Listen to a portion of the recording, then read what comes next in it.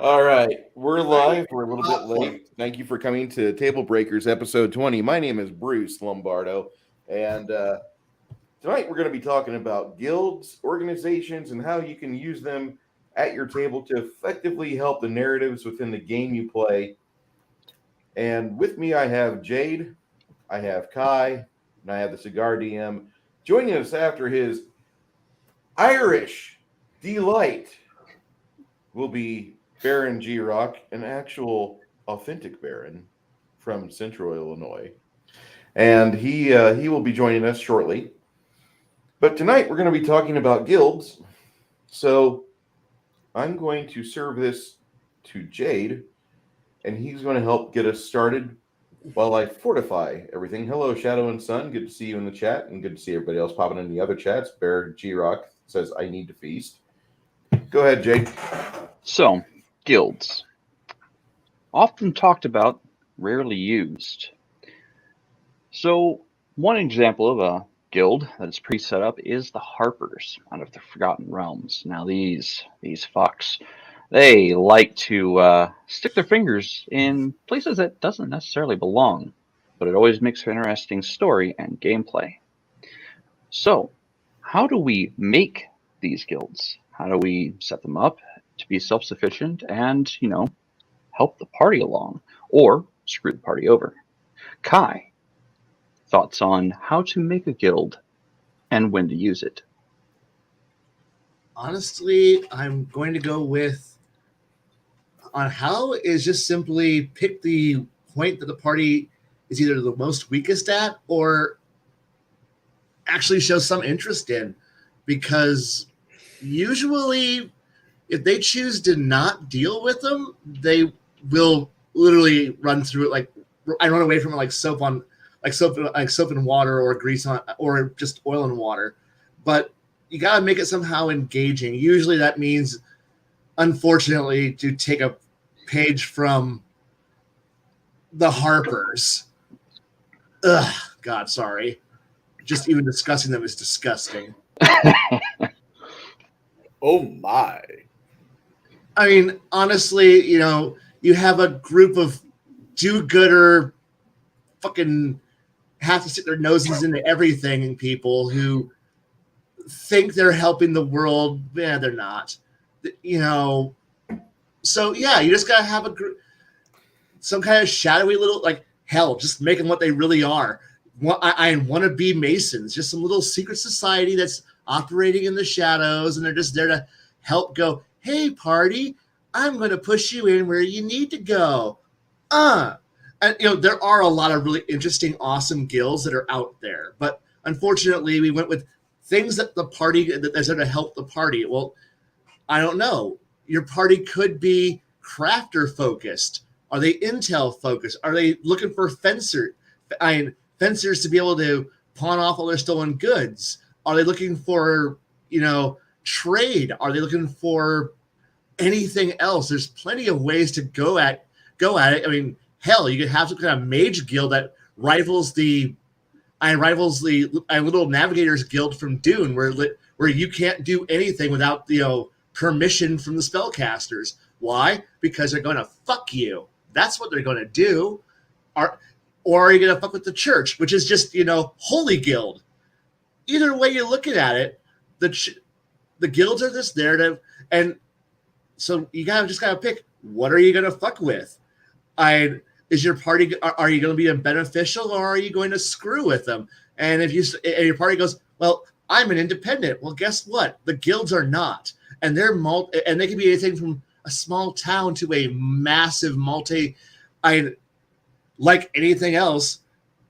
They've got resources too. They've got communication. You're going to have to deal with it, and yeah, so just got to pick on what level that you want your players to deal with them. And for me, that can be anything from, well, you're about to go after the monolith and good luck. Okay, Connell, have you ever used guilds, or do you like to use a certain guild?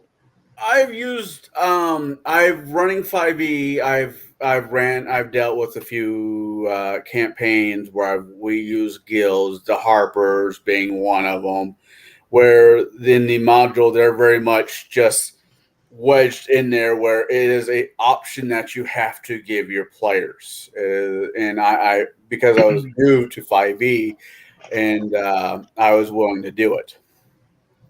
I think they have their place. I really do. I think guilds do have their place, but I also really depends on the setting of the world or the game, the story. The story that you wish to tell is how they are effective. If you got the Holy Guild that's hiring you to go take out vampires and they're supplying you with things that you normally can't get your hands on, or you are a band of mercenaries that want to make some money. So the merchant guild says, hey, we'll send you to X to get Y and to deal with Z. When you get back, you can get a plot, you can get, a pot of cash and so forth and so on. So yeah, I've used them. I think like in most things in campaigns, they have their places. Now I can run a campaign very well without them and just be as happy. So it's up to you or to the other DMs what they want to do. Okay. Bruce, do you have experience using guilds, and when do you like to pull them out? I'm sorry, Buff drinks a lot. You are currently muted, by the way. Oh, there's one. Okay. This is Denim Thieves. This is an old piece of equipment from 1994 or 5. I want to say it was right around that same time that TSR was making some really good product, and this is 1996. I was gonna say it should have been right around the time they got bought up by Hasbro. No, this is before that. This is the year before that, and this was one of the few things they made that really sold me on the fact they might have quality people writing material. This is a book that was mostly by John Pickens. Steve Winter helped get the direction down, and there's quite a bit of banter between the two on the creation of this. But just a table of contents, I'm going to go through with this. An entrenched thieves guild. It talks about freelance thieves, guild revenge for whenever something happens where you have somebody that steals like, a necklace or something from somebody's girlfriend. What could happen? They have a revenge list. They talk about various things, but the guild activities is where we really need to pay attention to, where we talk about the guild income, the expenses, how they make it with burglary, counterfeiting, and forgery, extortion and street robberies, pickpocketing, blackmails, dancing girls, there you go, Connell, gambling, loan sharking, pay no mind to the last name that I have, not drink lots, but Lombardo, protection, racketeering, smuggling, and begging. Okay.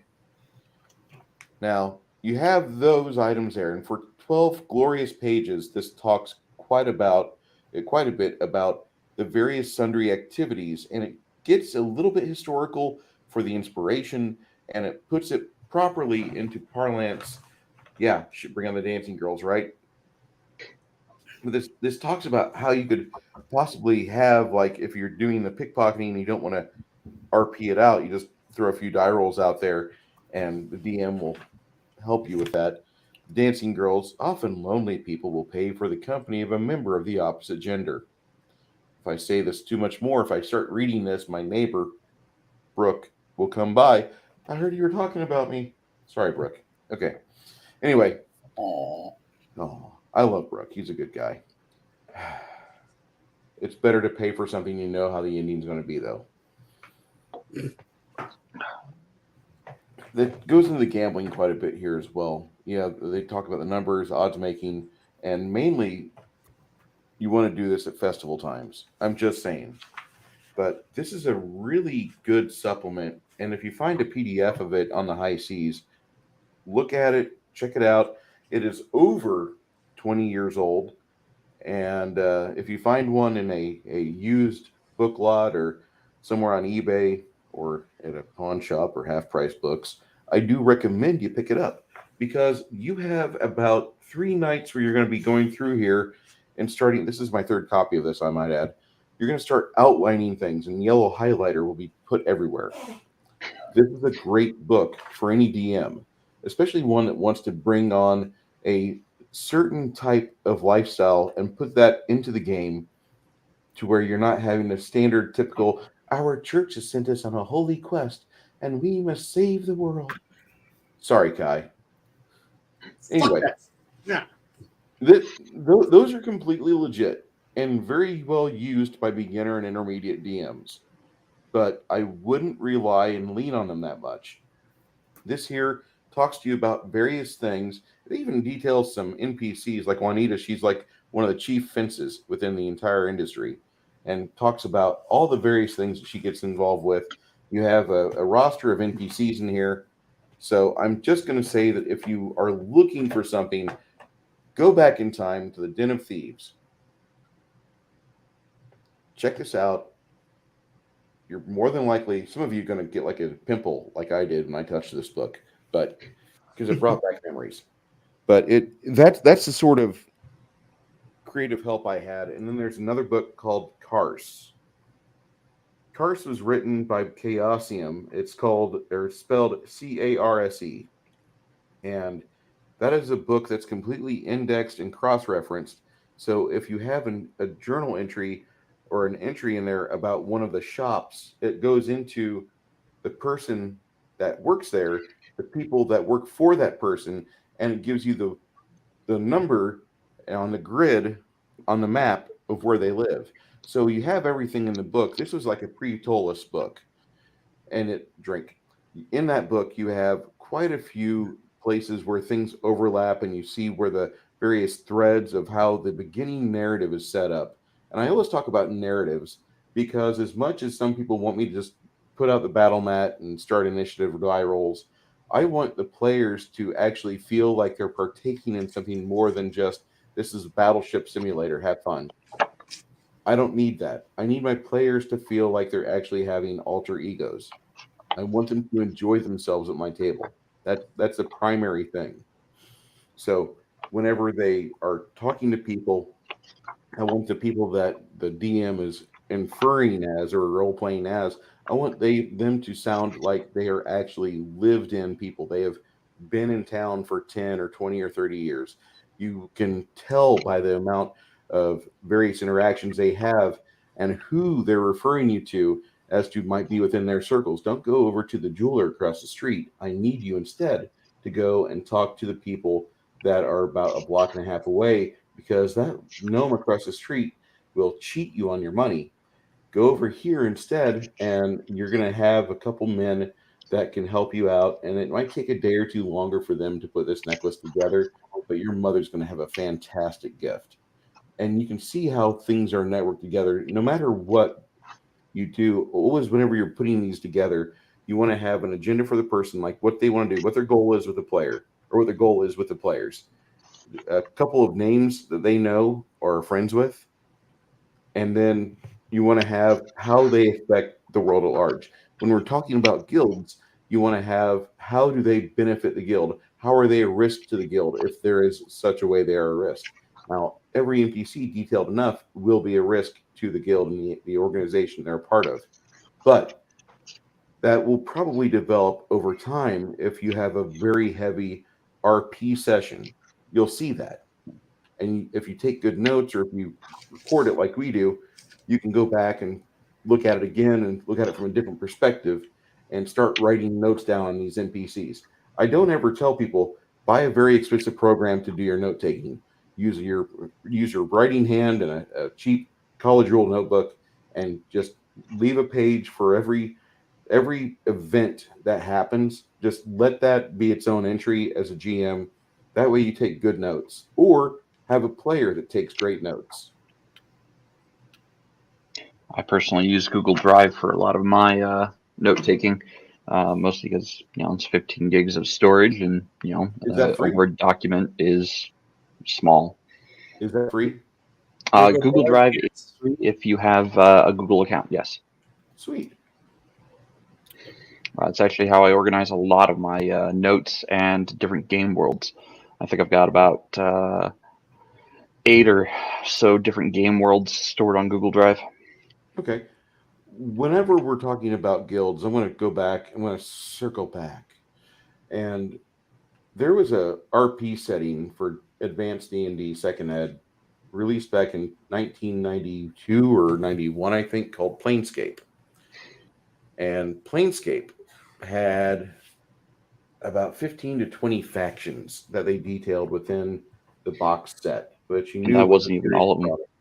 Say again? That wasn't even all of them. No, it really wasn't.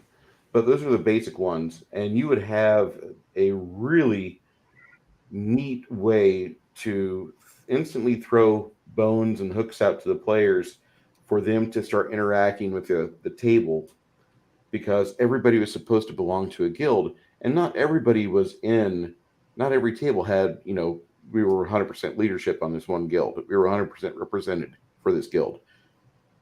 You had individuals that they would have various goals and such. A lot of the RP adventures for this, and I call them RP adventures because the majority of these adventures that they put out for Planescape were not really hack and slash. They were more RP, really inspired a lot by the people at Vampire and One World by Night or something, because that was a popular thing. They got girls at the table. We want girls at the table. And so you had that mixed in with your D&D. Now, Max is over there probably cussing me for even saying this because he hates Planescape. And that's okay.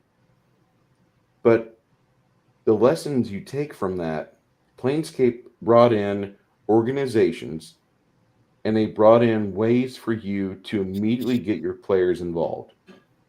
That's something as a DM that you want to pay attention to. It really is. And it makes for an interesting RP session whenever the guild fence or the guild superior is talking to the player and asking them, well, what would you want to go do?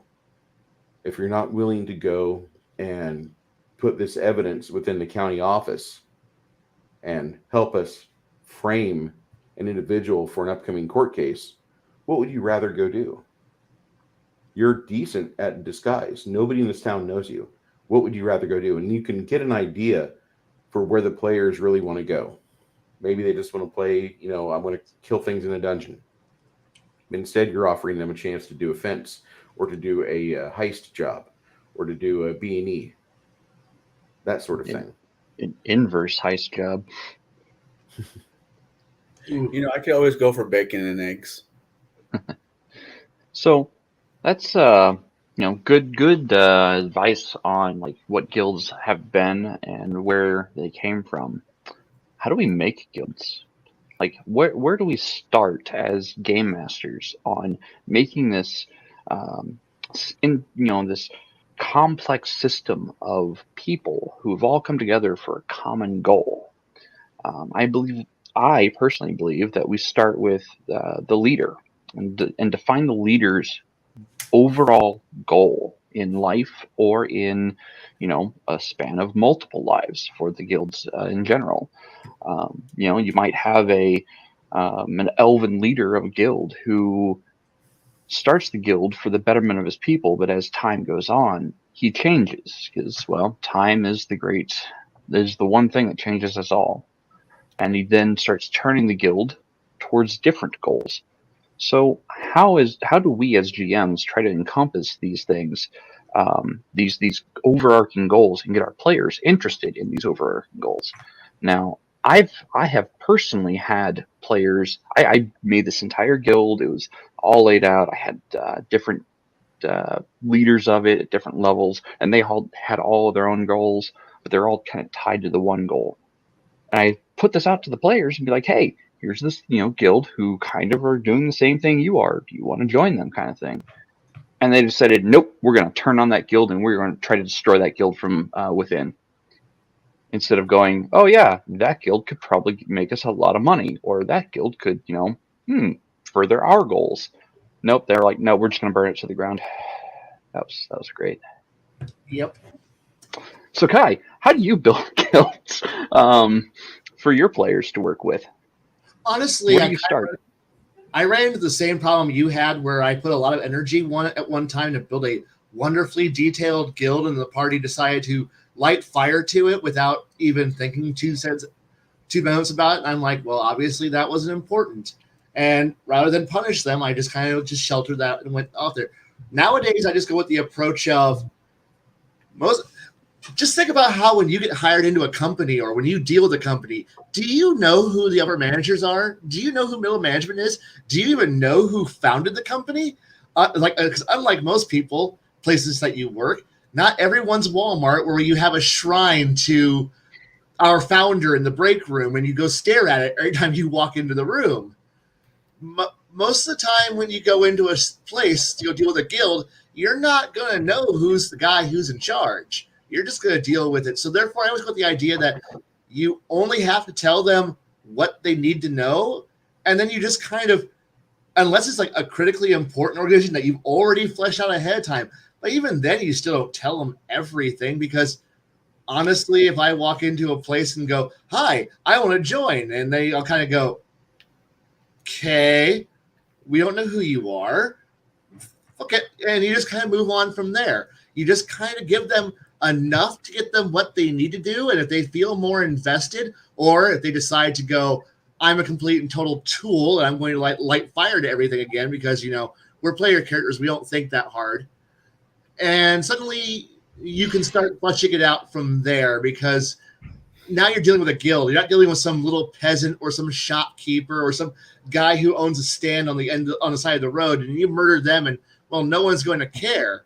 Well, you murder that guy who, well, he was a fence, but he kind of gave you a bad deal, and you know how players are like, what? You didn't give me a 50% discount? Fuck you! I'm killing you and taking your shit because players are fucking assholes, and now you get to go. Well, they were part of an organization, and now you get to have some fun fleshing out their new opponents that are going to be inadvertently coming down on their heads. Or the party's actually, you have somebody who's smart, you can reach across the table, I give them a gibbs slap across the back of their head saying, stop it.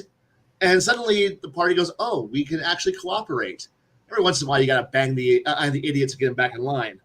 Yes, the mighty clue by 4. Yeah, the clue by 4 is and it's better when a player does it and not the GM. It's much more effective. Every once in a while, though, you just gotta look at one player and go, clue by 4 for me, please. And if they're smart and they know you, they'll do it for you. They'll just walk up and smack them for you. And your day is complete. And suddenly your players go, oh, yes, I'm sorry. I would like to actually be a functioning human being in society now. Please. Hey. We don't talk about functioning people. That's weird. This is why we role play, to be what we are not. Okay, that makes more sense now. We don't play sorry, we're all dysfunctional assholes. Something that's not ourselves. Our greater selves. Right. Be better than what you are. Anyway, yes. That's how I build my guilds out. If the party goes, we have no interest in knowing more about the Enchanters Guild. Guess what? The Enchanters Guild doesn't matter until I make it matter. And the Thieves Guild, we don't. Our paladin is in the area. We can't go anywhere near the Thieves Guild because a paladin might have an aneurysm and freak the fuck out. And so you just kind of push that one off. Or the party goes, we put sleeping pills in the paladin's milk, and then we go deal with the.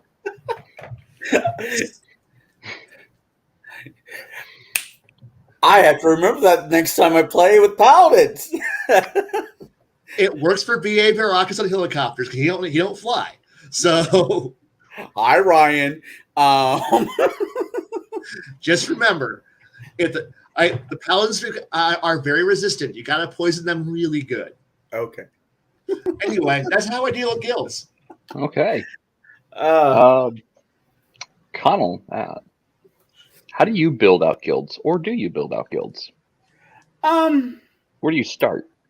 If I am doing a homebrew campaign, because I will do those every so often, that's not based off of somebody's work, but my own weird thoughts, I will have the party kind of fall into one. It being either a mining guild with dwarfs, or one of them has some weird ass backstory and he needs some kind of cover. Now, I normally use the players' backgrounds to flesh out what kind of guilds I'm going to throw at them. Okay. If one of them decides I have a sketchy background and somebody hired a assassin to come kill me, well, now we have an assassin's guild that you can run from or you can join. Depending on the party or so forth, whatever. So if I do a guild, I normally let it happen organically. I'll throw some background thought to it and build it up from there. Because I think anytime that you, at least in my opinion, anytime you're like, hey guys, you can join this or do this, most parties are like, no, we kind of want to do our own thing. I got my own boss at work. I don't need somebody else. So. Welcome to the stream, Baron G-Rock. We've been discussing guilds, how to use them, when to use them, and how to build them out so far. Do you have any thoughts on this? Clue Do you by ever fours use to the head. Use them as a 2x4. The clue by 4, yes. Sometimes that is actually the best way to do that, especially if you're trying to progress the storyline. Oh, gotta open a new one. One moment, please. But truthfully, that is one way to open the avenues of RP, because you can kind of go any way you want with it. You can use that guild as your engine to build them to get them going. It depends on the system. It depends on are you when you're building out your guilds, are they going to be the supreme assholes that Kai loves, or are they going to be the goody two shoes that Kai just wants to destroy with nothing but fireball after fireball after fireball, nothing but fireball.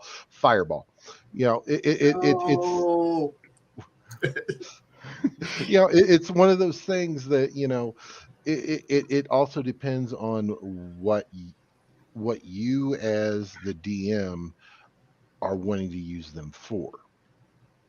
That's the biggest thing, is that because you can use guilds correctly and incorrectly, and that's where, as a DM, you have to sit and walk that fine line, whether or not you're gonna because if you go too far one way, you're gonna lose your players. If you go too far the other way, the players are gonna be like are going to become the murder hobos that they truly wish they are. So that it is true, Kai. Don't bite your tongue. This is true. If it is not run the correct way, the murder hobo-ness of all the shinies in my bag happens. I know it does. I want more shinies. Yep. Okay. Bruce, how do you build out guilds for your games? Well, my favorite thing to do is to start the players at first level. And I'm going to go into a bit of personal game running. But if we're talking the big 800-pound gorilla of RPGs that I love the 3rd edition of, which is actually the 1st edition for WotC, I got to say that I like making the players roll 3d6 as they fall and letting them be disappointed with that, and run them for a full session, let them get to know the town they're in that they grew up in, and let them get to know the NPCs that are in this town. I might do 2 sessions there where everybody kind of knows each other and has kind of like that Mayberry feeling to it. And then about the middle of the 2nd session, and I did this with the campaign I ran in 2019 to 2020, we had a group of people that approached the party, and they said, listen, we know you're young and you have the basics down, but you don't have a whole lot of things otherwise in your life going on. What do you think about doing some training with us and learning how to handle horses and donkeys? And the party said, nothing else is going on here. We think this would be a good idea. And so I put my players my player characters through a boot camp, and everybody suddenly, after 6 weeks, got a 13 strength, because that's basically what boot camp does to you. Physical fitness and readiness, you learn how to do push-ups, you learn how to carry things, and you have a 65-pound pack on your shoulders that gives you about a medium load. So I had the players for 6 weeks doing that and getting cuts and scrapes, and gave them a point of constitution, not a whole lot, but just enough to where they could do things. And then I put them on the back of a wagon train and sent them on their way. And I used that guild, the Trade and Wheelwrights Guild, that is in Fraud God Games, and the Lost Lands is their flagship setting. They are a very powerful guild. They're super powerful. Now, I don't know how they actually are more powerful than, say, the Mages Guild, which when they would be getting involved with them, you could make, an entire wagon disappear with a 8th level spell. A fully loaded wagon goes off somewhere, and suddenly we're playing Dune, fantasy version. But that's really not a bad idea. That's really a fun idea, in my opinion. But the players are getting to know the map, and they're getting to know all the little places where the wagons stop. And for about a level or two, about a year or so went by, and the players were tested on their ability to control teams of donkeys and having these mountain passes that are barely 3 foot across. And so the veteran donkeys were able to negotiate it. I had a couple players that they had to make some serious ride checks because they were very reckless. Had 2 party deaths going down the Silver Way, which is a supplement for Harn, which is a Columbia Games product. And I might say, if you guys have an extra few dollars, Columbia Games has some really good supplements which are system neutral.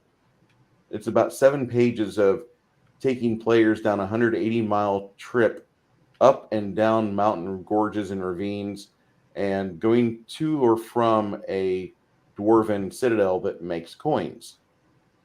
And so I got the players to do all that, and it was a lot of fun for them to have a 3-session excursion where they were trying just to get this donkey train moving. And after that year was over, they decided to call it quits. They weren't doing any more of that because they had a few people die that from random encounters, and they were just they said, we're just going to become an RPG party. We're just going to have an actual standard party. We're not going to be part of this guild. We appreciate you. And about 2 towns later, one of the players started opening his mouth about the guild in a bar. And so that happened. And about 6 weeks later, they were in another adjoining town. And what happened was they got into a fight. And that character got punched in the throat with a cestus. And because they were only 3rd level at the time, he really didn't fare too well. And then afterwards, it was just the guild kind of screwed him. Everywhere they went, they had a mark on them. And the party was not getting jobs. They were not getting opportunities. They had to make things happen organically, which is really a nice thing to do. But they were pushing up against this mountain, and they weren't willing to concede or say, we're sorry about, what we said, or, hey, this Patsy that's in our party, he's no longer there. We got rid of him. Can you guys give us a few jobs? They never did that. And they kept pushing the wrong way, and then they would have these elaborate plans to try to get back at the guild, and instead it would blow up in their faces. Also, the guild has a lot of money, so that was a bad idea on the party part. But that's just my own experience. Now, to have a guild, all you really need to do as a DM is just have a need to make money doing something, and then you have your guild. Write down some names, write down some locations, write down taking this item for fetch quest to this spot, write down we're going to kill this person for the guild, blah, blah, blah. Whatever you have a need for, whatever makes money, you can have a guild based on that. Absolutely. So those are all really good points. I know when I've made my own guilds, I kind of treat them like living entities, kind of like NPCs. Um, all of my homebrew games, the NPCs have occupations, they have life goals, they have all of these things that make them kind of feel like they're living and breathing. So do my organizations. When I look at it, I look at who the leaders of the organization are. It could be one person, it could be a group of people, or a commune of a village. And I look at it from what is their goal? Why are they getting to, why are they forming up and forming ranks? And what is this for? And once I find that goal, I try to kind of weave it into the yes, I'm going to take a drink story for the PCs to discover. Because at that point with guilds, you can actually drive a narrative to a certain extent. It doesn't have to be on rails. It can still be discovery. It can still be open world discovery. But with a guild, you can kind of guide the players to and fro with fetch quests, as you said, with certain missions or certain activities. Now, these things don't have to be simple. They could be horribly complex, or they could start simple and become horribly complex. Um, I think one of my favorite instances was actually I was a player, and the GM had a guild. I don't remember what the guild's name was, but the master of the guild was a fallen angel. We didn't find that out till much later. And he had taken over a Drow house in Mensa Bronson. I'm probably butchering that city name. Nevertheless, he hired a bunch of us evil, twisted idiots to do a job. He had found something or discovered something and assembled a crew and said, "Okay, here's how it works. You are going to go do this job for me because it needs to be done. It's for the greater good of your survival." Yes, yes. He was an angel, fallen or not. He was still interested in the greater good. The He greater just good. went about it differently. But he basically said, "You are not going to screw each other over. If you screw each other over, you will be excised from the guild and hunted until death." So the now that might feel very constraining for players. That might feel very like, no, you can't do that to my player agency.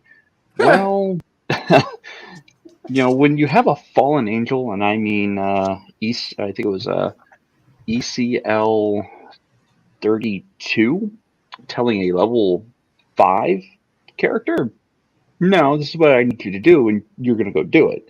If you don't want to do it, that's fine. You can sit this one out and not get paid. If you want to get paid, you want to get better loot, you want to get experience in the field, you're going to do it. And what was that? Wow, that's a nice. Oh, you're responding to somebody else. Okay. But no, the game ended at like level 32 or 3. I still have the character sheet somewhere on cards. Oh, okay. But it was actually a fun game. Even if in the end we all turned more neutral than evil. But the way he used the guild was for secretive reasons, and we would always go on these missions and try to discover what those secretive reasons were, and we were getting breadcrumbs along the way until we finally discovered, oh, we now understand why the guild exists. The guild existed in part to combat that of an aboleth invasion into the realm, and holy hell was that fight hard. So that's how a guild has been used from a player perspective. Does anyone have any experience as a player having to deal with guilds? Kai? Oh God. I don't know which one to start with on how to deal with guilds as a player, because I've seen the good ones, I've seen the bad ones, I've seen the cartels, I've seen little juntas. How do you? Okay, let me rephrase it. What was your favorite instance as a player having to deal with or combat a guild? Either one. The problem here is that my favorite guild wasn't dealt with in a way that most players would be able to go, oh, because honestly,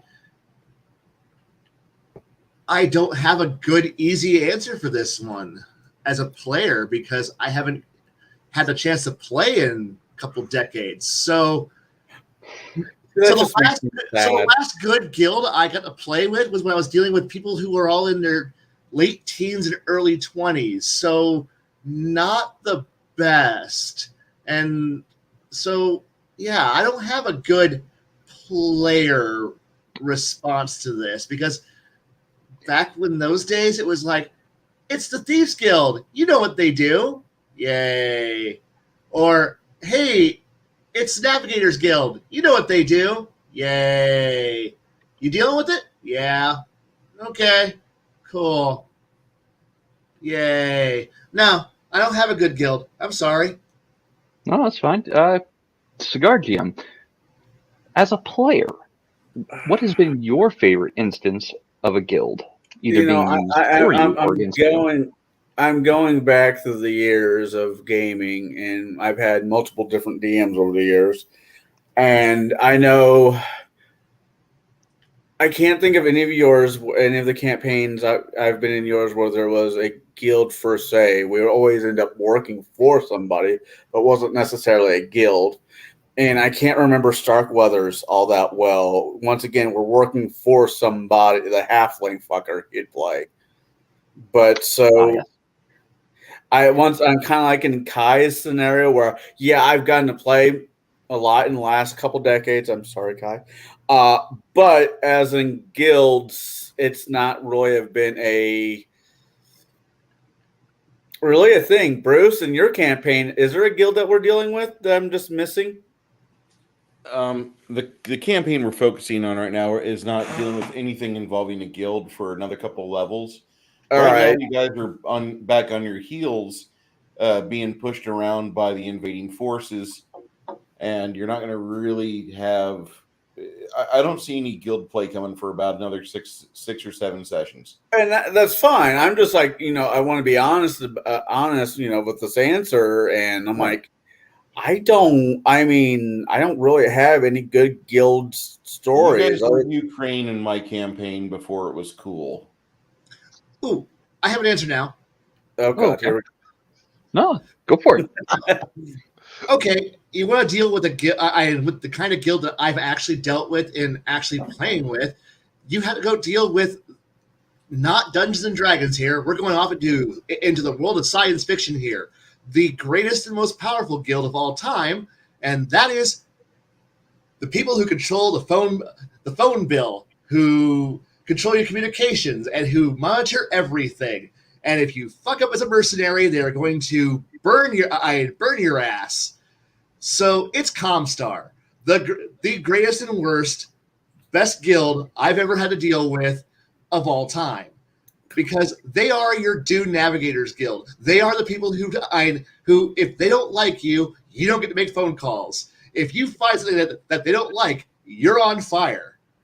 And because somehow a bunch of ninjas will show up who are paid up like your enemies, but don't worry, they're not actually ninjas, and they're going to come murder everybody. So it's actually that's the best guild I've ever had to deal with as a player, because they're the ones who control my bank account and make sure I can do my job, and then tell me I do a good job by giving me a little rating star that says, here's your gold star for being a good mercenary. Good for you. And yes, I am a word of Blakist. Thank you very much. I will burn every mercenary I can find, okay? For a second, I'm thinking, is he talking about Comcast, just wording it differently? It's Comstar. Comstar is Comcast. Look, there's a reason why my Facebook account says I work for Space AT&T. That's Okay. I knew there was like some kind of inner joke here, and I'm just not getting it. But okay, all right. It is. And you're right. Comstar is a guild. And it literally is, you work with the guild. They give you your money.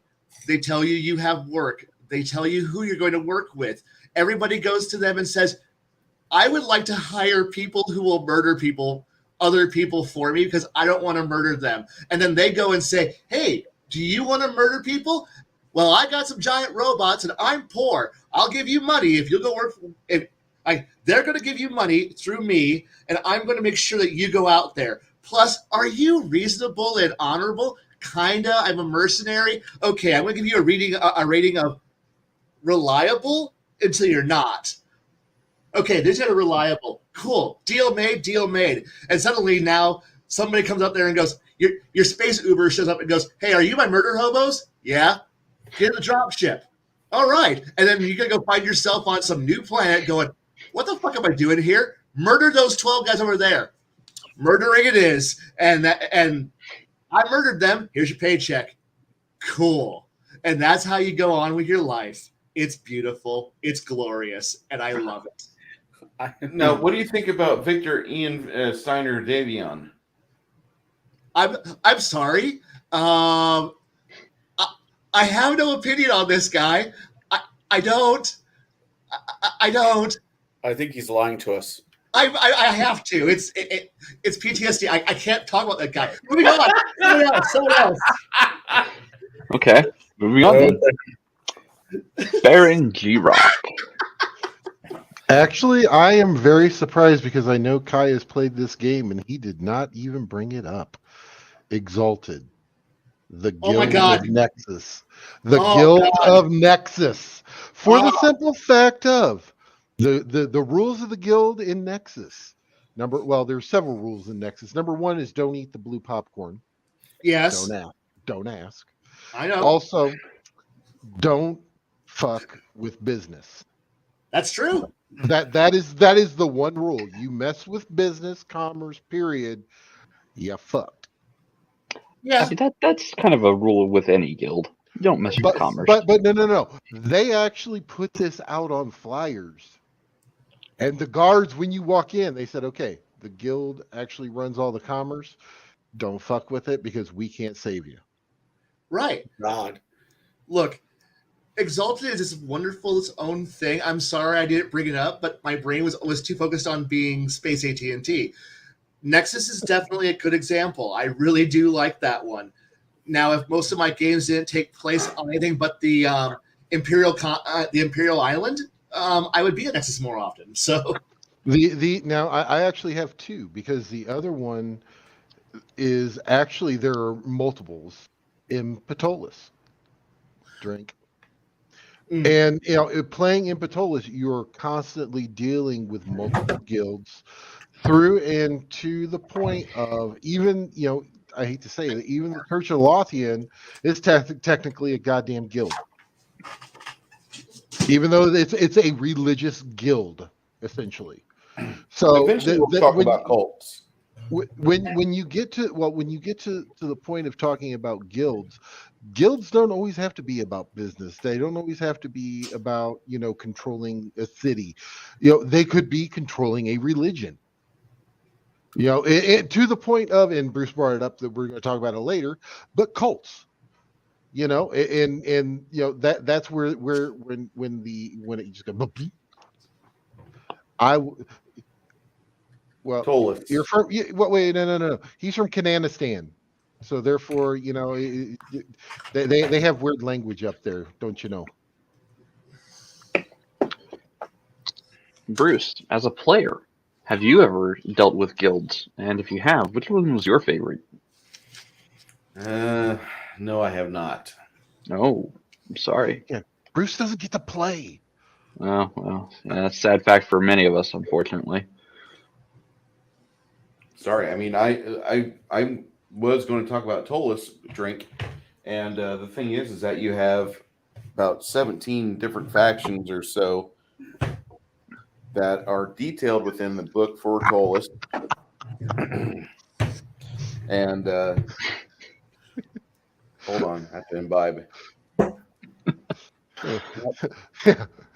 You have What you talking 15 about? guilds within the City of the Spire. And all of these guilds are interconnected through businesses, through nobility families, through the religious organizations. So, for those of you out there that are trying to save money, you want to buy the first 10 chapters of that book online because they do sell it in pieces. Go for that. They used to sell it in pieces, I should say. And it is a fine book, but you have all the guilds that are interconnected. Like this guy's second cousin is actually the lady who runs this noble family over here.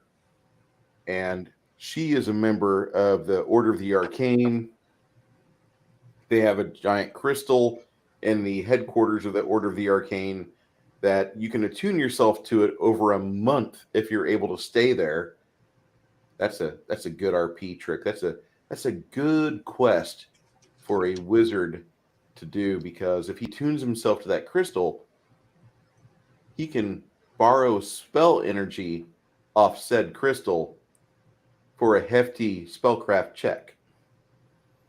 So you can do these things in the city that shall not be named, because your liver will not survive. And I recommend you buy it. I know that sounds like a shill for the game, but we all have our vices. Max talks to you about Earth Dawn, all 4 editions, the bonuses and the benefits and drawbacks for each one. He does that very well. I talk about Tollus because it is a game that is very well done. It is a very well written setting. As Mike holds up his Bane. I'm sorry, Mike. That's a really nice book. How many pages does it have? Which 3. volume? Which volume? Which one would be more wordy, Pathfinder or the 5e? Well, this is Iron Kingdoms, and the main book is split into 2 volumes that are over 400 pages each, and then this is a supplement called Five Fingers Port of Deceit, which this covers the 5 captains and the cults and guilds within the pirate city of Five Fingers. So I would say it's probably about a 900 page total if you counted both volume 1 and 2. Okay. That's not bad. Tollus was 670 pages, not including the DVD journals. He doesn't know they're all stuck together. Yeah, I asked him how many pages is that, and Travis is like, he doesn't know, they're all stuck together. That's funny. Not That's what I that said. book. There might be another book in his collection. The pages might be stuck together. The Book of Erotic Fantasy, what? You know, now I'm really curious about Iron Kingdoms and how many pages are in it. One sec. It was a very well done setting. It was Now, if they're stuck together, it only counts as 1. Or 3. Kai, I got to ask you. I'm going to ask Kai a question here. Okay. All right, Kai. You're setting up a party that's going to fail. How many guilds do you plan for them to bump into and try to ingratiate themselves into the party's agenda? If I want them to fail, I'm going to take a page from our evil overlords WotC and go steal Ravnica, which is designed to make you fail. Yeah. I don't know what you're talking about. I don't read that. I don't read shit that is written by losers. Ravnica is actually the book that they put out that actually brought Magic the Gathering into the game. I only read this book because of the fact that for a whole 2 sessions before COVID killed it, the kids were trying to learn. Were trying to show me that they can be GMs, and they chose to play in that world. And boy, did I have to learn that all the color combos in Magic the Gathering have guild names. Oh yeah. I No. learned Yep. that, and I learned that this whole new world is all populated by what I can only call bullshit because it's Magic. And not only is it Magic, which I hate, now it's Magic the Gathering, which I hate more. And now you have mage guilds that run everything, have entire cultures that are all based around, they control parts of this city that allows more magical bullshit to happen. So yes, how am I going to set up my players to fail? Give them 9 guilds that there is no right answer on what you're going to choose. Because no matter what group you choose, you are going to make 5 enemies, 5 major enemies who are out to kill you.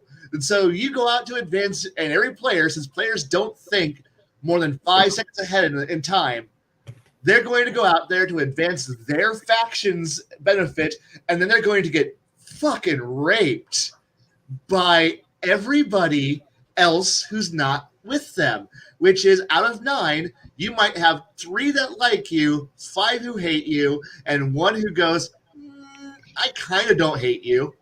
And yeah, you're going to just have endless beat 'em ups because players don't know how to play politics. They're going to walk right into the most miserable of things. So I was wrong. It is these 2 books combined are 797 pages, not quite 800.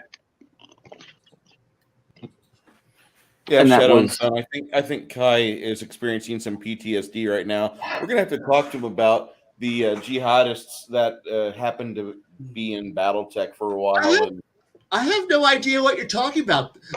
We were all on vacation for about 15 years. Thank you very much. isn't that the time where the houses decided to put aside their squabbles and worry about the clans? No. See, there was this wonderful period where we all got together, and then there was a meeting, and then we all went on vacation for 15 years, and then came back, and it was peaceful and lame for a bunch of years, and then it got lit on fire again. I have no idea how any of this happened. I'm seeing the seismograph starting to go off the charts. I think there's a earthquake going on in Bamalamistan somewhere. I think Max is spinning in his chair, pissed the hell about us. You're talking about BattleTech. Bring me in. No, the jihad never happened. It was 15 years of nothing. We were all on vacation. You can go away now. You know, I believe there's another culture, a country in real life that uses that argument from time to time. No, don't know what you're talking about. We're on vacation for X amount of years. 6 years. We're on vacation. Nothing happened between those years. Thank you very much. Move on. That's what happens when you take that 3-hour tour. You just things happen. 12 years Speaking of happened. moving on. Don't talk about it. Move on. Yeah, speaking of moving on. So we've covered some of the guilds and some of our experiences with guilds, as well as setting up guilds for players to interact with. But we've been kind of dancing around the elephant in the room. That elephant is cults. How do we use cults? Because they are a type of guild, typically religious or magical in some cases. So how do we use cults to our advantage, or maybe to the player's advantage and or dismay? I'm going to throw this one down to Baron G-Rock first. How do you use cults in your games? Or how have cults been used with or against you? Very carefully. That's not a bad answer. No, on the GM side, the thing is if it depends on what you're going to do. Are you wanting the subtle knife slipping between the ribs, or are you wanting the 500-pound anvil to be dropped from a 3-story building on somebody's head? You have 2 different approaches that you can do, because going in very nice, slow, quiet, where it's just building and building and building. I typically find that is a lot better than we like blood. We're the cannibals. We eat people, to the crazy cultists, and then everyone knows, oh yeah, and then blah, and dead. Whereas if you are more of the subterfuge, it is the hidden layer of the onion of the town or of the story. Then once again, you're looking at you can have it pop up a little bit, and it adds more intrigue. So using a cult, you can use it as as the way station on their journey, or you can use it as the full underlying reason they're on the journey. Okay. Cigar GM, what experiences have you had with cults used either against you or with you? As a DM, I've in running Rise of the Rune Lord, the whole first like 2 books, you're dealing with. I think throughout the entire fucking book, honestly, you're dealing with one cult bastard or the next, and it's like it just really depends on how much of a shock factor that I want to give the party. For example, in the first not the first chapter, but the first book of Rise of Rune Lord, you have to go to a murder scene where there is a dismantled person. There's 2 people that have been hacked up. One poor kid that's lost his ever-loving mind because of the Skin Saw cult is fucking with that town because they want to bring back the one reason or the other. Well, how I do it is I just made them fucking bloodthirsty. Absolutely.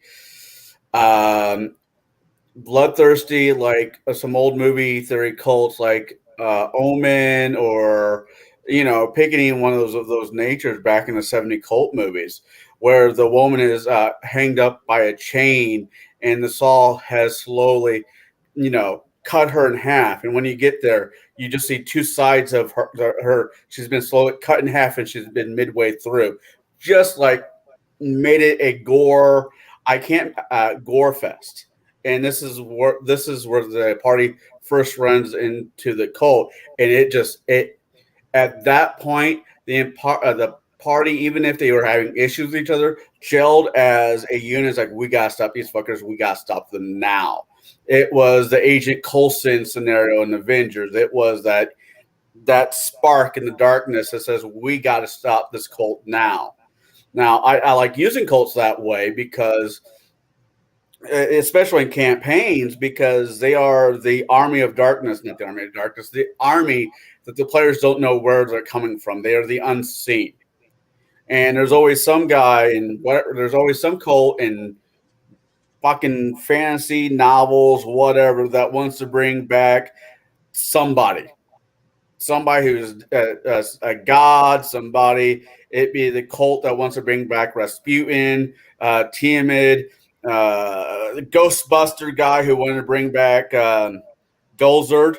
Now, somebody asks you if you're a god, you say yes. That's the lesson we learned from that movie. Now, but he's Vigo. Vigo. He's Vigo. Yes. So no, I use cults. There's no such thing in my mind as and when I DM as a good cult. They're all evil. They're all bloodthirsty, and they will stab you while you're asleep in the tavern, while you are protected under the 2 pieces of fabric that you use as your safety blankets. Now that's what I have to say. Okay. Kai, what has been your experience with cults in the game? I'm glad you put in the game in there, because he was going to go on a completely different rant. I'm still going to go there. You brought in cults. I mean, it doesn't even have to be limited to tabletop D&D. I'm sorry. It doesn't have to be limited to D&D. It can be World of Darkness or any of the others. I have seen the Scarred Lands. We are all worshiping for that. We kind of have that Cthulhu universe in the way of, we hope we're going to bring back the dead titans / old gods and all that. That's the traditional one. We've dealt with the cultists who sit there and go, I'm here to kill enough bodies to open a hole in the warp to go bring in the forces of chaos. We have if we are mutants enough, we can bring in the demon, the gene stealer cults coming in. We have other cults that are a bit more benign that are like, if we worship our ancestors, we're going to give power to the people of our families who have died. And that way we'll have a better place when we die. And therefore and hopefully our ancestors will give us good benefits, ancestor cults.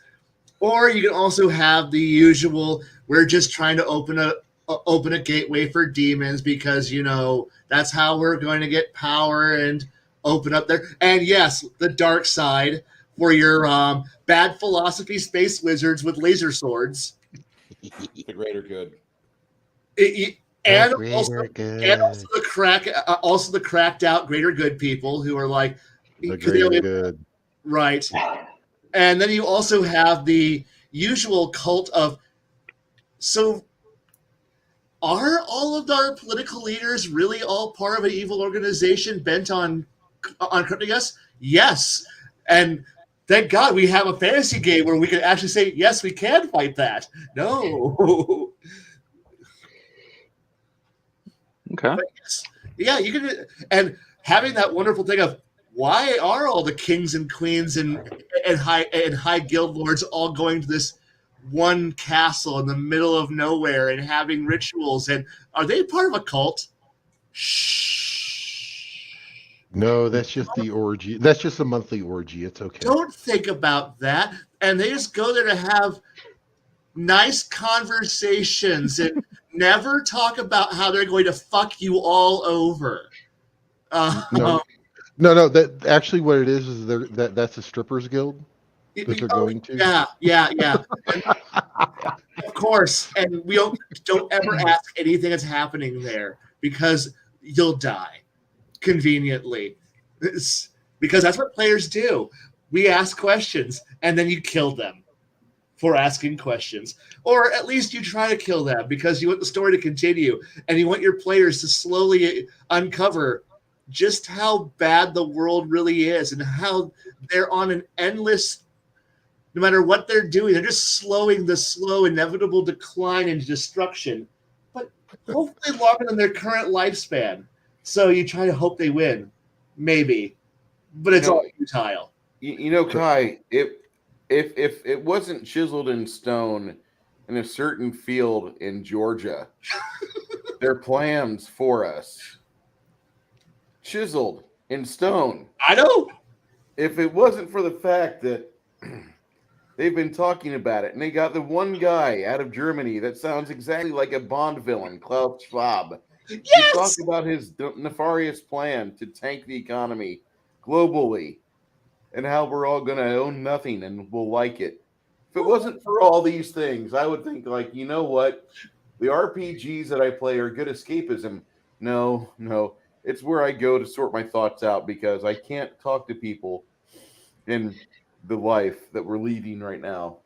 I can't talk to people about a giant fucking wooden statue of an owl in the middle of a California forest where Alex Jones snuck in '97 and got video footage.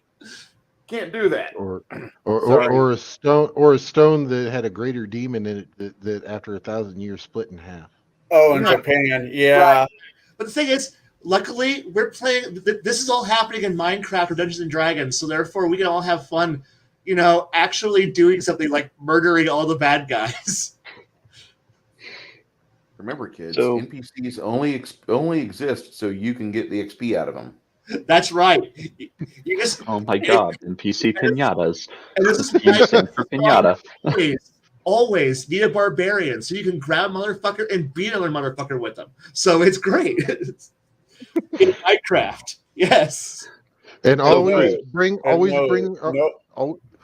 bring along a gnome that has a World War I German helmet with spike for the barbarian to throw. Yes. I was expecting you to say for the barbarian to sit on, but that works too. I don't know. All right.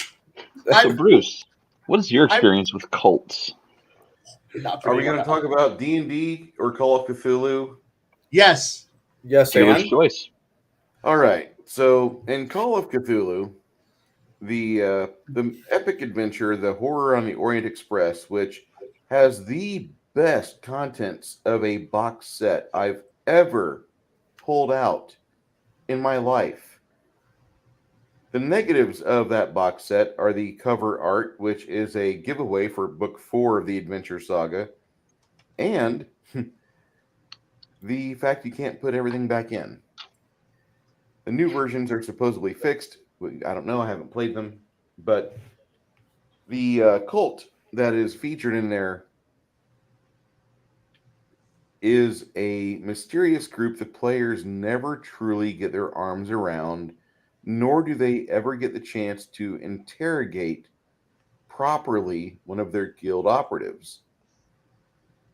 It is a wonderful mix of mysteriousness and game narrative or story drink that will push the players into position to collect all of these various pieces of a mysterious statue as they are pawned by the cult of the skinless one. And on their route, a vampire has stowed away on board the Orient Express with his coffin underneath passenger car 9. And so his goal, knowing about the cult of the skinless one and knowing what's going on, he plans to don the armor of the skinless one and be able to walk at any time he desires. So you have the cult of the skinless one using the players like pawns on a chessboard, and they don't realize they're compromised. But there's an entire book of NPCs the game ships with, 2 per page, 28 pages total, that you can use, and you can use them for any reason. My players were going about, and I would typically use a couple as being beneficial, but a couple others being not so much, but being within close enough proximity to where they could overhear the players talking to each other on the train. It worked out beautifully. Now, if you like the game Call of Cthulhu, the Horror on the Orient Express is one of the best box sets you'll ever experience. It gives you enough information to immediately start the day you buy it. And then as you read it and prepare for the next and upcoming sessions, you have the machinations of the skinless one laid out in front of you as a DM and how exactly to kite your players to various locations so they can explore, they can feel like they're being tourists. But when it comes down to it, they're being pulled around like an Indiana Jones that is discovering various pieces of whatever artifact quest he's hunting today. And they get to tour Europe the entire time. I recommend heavily that those of you that are interested with this go a few extra steps and take some JPEGs off the web and transfer them through a filter that turns them all to black and white and grainies it up. It turns them to grainy photos. That way you can shove it in your players' faces. Here's where you are. Here's where you are. And look at the descriptions that are within each of the adventure books for various locales. And let the players fully immerse themselves before you put them in hot water. Let them get some enjoyment out of it. Because otherwise, it's an event by event by event situation. And you don't want to do that. You want to have it be very sandboxy. You want to have it be very freeform. And let the players dictate when they get back on the train. Because this cult of the skinless one would have infiltrated the engineers. And they would be the ones making sure the players are back on board. Okay, they're on. They've got the left arm. Let's get going. What else do you want to know there, Jade? Well, I was thinking about sharing some of my experiences with Please. cults. So, cults are the cliche, and I say that kind of lovingly about gaming in general, tabletop gaming. But cults are the cliche. Every game master has had experience with them at some point, using them as a crux of a campaign for the players to be adversaries for the players. Many of them, or actually, I shouldn't say many of them, several of them help the players. For example, in Bastion of the Unborn, or rather, I'm sorry, Bastion of Broken Souls module, one of my personal favorites. The party runs across a cult of druids that tell them what is happening in the world beyond, the world of the unborn, in the positive energy plane. So in that way, a cult is there to help them, but it's still a cult. It's a cult of nature. Other cult examples that I've had to deal with are the cult of Baphomet and the cult of Descari from Wrath of the Righteous in Paizo's adventure of Wrath of the Righteous. Now, while I hate the writing of Wrath of the Righteous from a GM's perspective, because good God, the PCs get powerful very quickly. They outpace the campaigns so fast at the tabletop. I haven't played the video game of it yet. I have it. I just haven't sat down to play it yet. But the two cults are actually working together, Descari and Baphomet, and they're all to bring about the opening or widening of the world wound. And as the players discover what's happening there, and this is spoiler territory, so if you have not played Wrath of the Righteous and want to play it, mute me for the next 2-3 minutes, maybe 5. But the cults are trying to bring about the opening of this portal to the abyss, specifically into Descari's domain. And the party has to figure out, A, what is actually happening, because they have no idea. Nobody knows. 2, and that's about, I want to say, till module 3. Then they start getting an idea, oh, hey, things are going really bad. Why?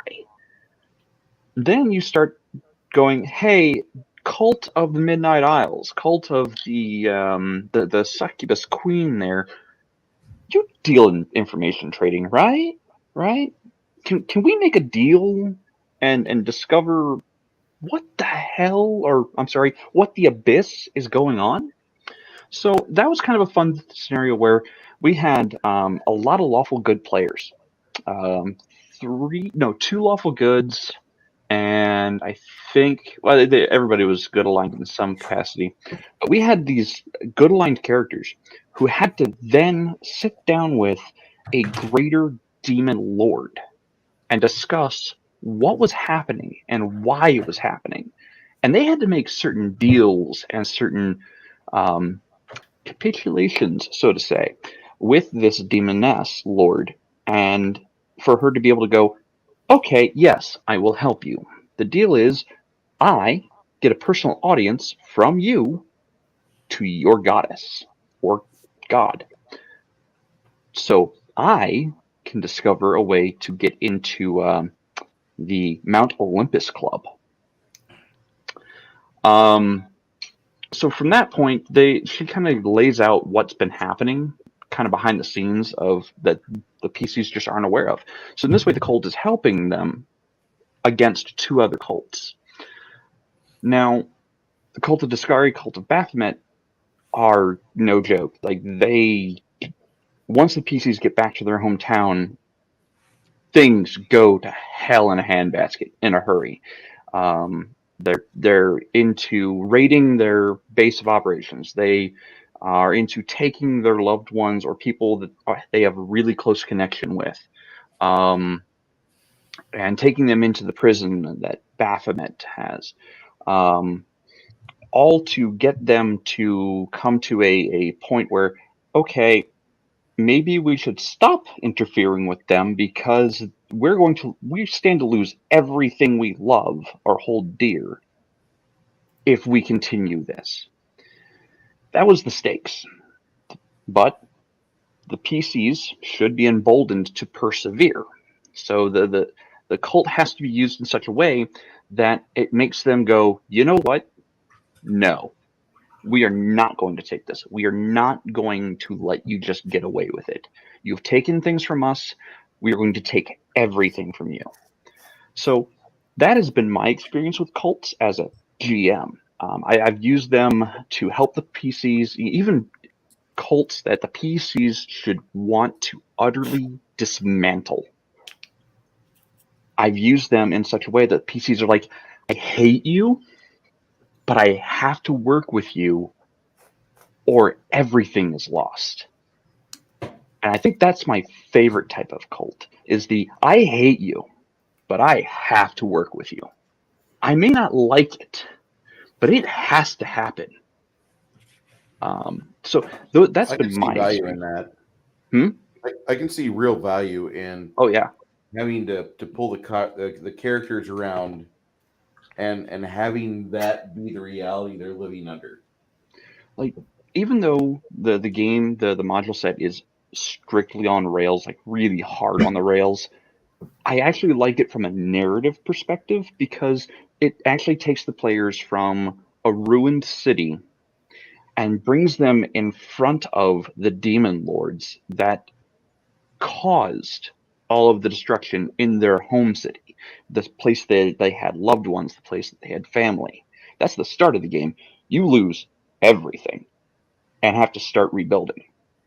So there should be a deep-seated hatred for the two cults of Baphomet and Daskari. Absolute, pure, unadulterated hatred. But is it hatred enough for you to be willing to work with a known evil entity? And if the answer is yes, you might actually have a good time. Fair. It's also a So, campaign. I'm gonna throw another spoiler out there for Wrath of the Righteous. That's another campaign where you basically interact with the deity that inspired the paladins in that game world. yes, absolutely. So if you're looking for a campaign that has you rubbing shoulders with deities and demon lords, Wrath of the Righteous is not a bad campaign. It requires a lot of tooling up by you, the DM. Otherwise, you will Absolutely. lose control over it very fast. Yeah, I can't tell you how many monsters or things I completely built from the ground up again to challenge the party. Many And Balkan spies died for this. um, moreover, like there were some fights that I'm just like, yeah, no, that's a one-hit kill, and it's supposed to be a challenge for the party. No, I'm rebuilding it entirely from the ground up. You know, being a player in said the campaign and being the type of person I am, it was interesting to have a deity that I personally don't really like. My character wasn't incredibly fond of her, you know, and to have her actually show up where there's a lot of other campaigns where deities or whatever, the only people that show up are the bad guys. I can't tell you what the gnome god looks like, but I could tell you what fucking Lilith looks like. I can't tell you what Bahamut looks like, but I could sure shit draw out Tiamat. And it was interested. It was really interesting to actually have a good aligned character say, "Hey, I can't do anything. I'm useless. Well, I'm not useless, but I'm kind of useless. I need you to go do the whole Uncle Sam. We need you." And I thought, for as a player in that type of campaign, I thought that was really cool. Other than she was Miss Bitchy Pants, in my opinion, but that's just me. Well, okay. So first things first. One let me have a Again, whorehouse. I mean, further spoilers ahead for Wrath of the Righteous. Yeah, so the party does meet one of the celestial beings of great power, of which has entire armies of paladins following them. And yes, you can call her Miss Bitchy Pants outside the campaign just fine. She was, but she had reason. Oh yeah, I'm not saying she doesn't have a reason. Two of her children's lives, actually 3 of her children's lives, were on the line. One of her children was taken at some Right. point during the game, or during the campaign, and unfortunately, in the powers of, like, you've read the Dresden Files. I think Yeah. most of us have read the Dresden Files at this point, and by most of us I mean the panelists here. If you've out there read Dresden Files, you'll know what scene I'm talking about, where Dresden meets with Mab, and she never says a single word at all during the entire meeting. However, she has this creature along with her who speaks for her because she is that outraged that if she spoke, Dresden's brain would turn to liquid. That's the scenario in Wrath of the Righteous that is happening, is that god, when they visit the players, is so enraged. Now, everybody says, oh, but she's a good god. She would never harm the players.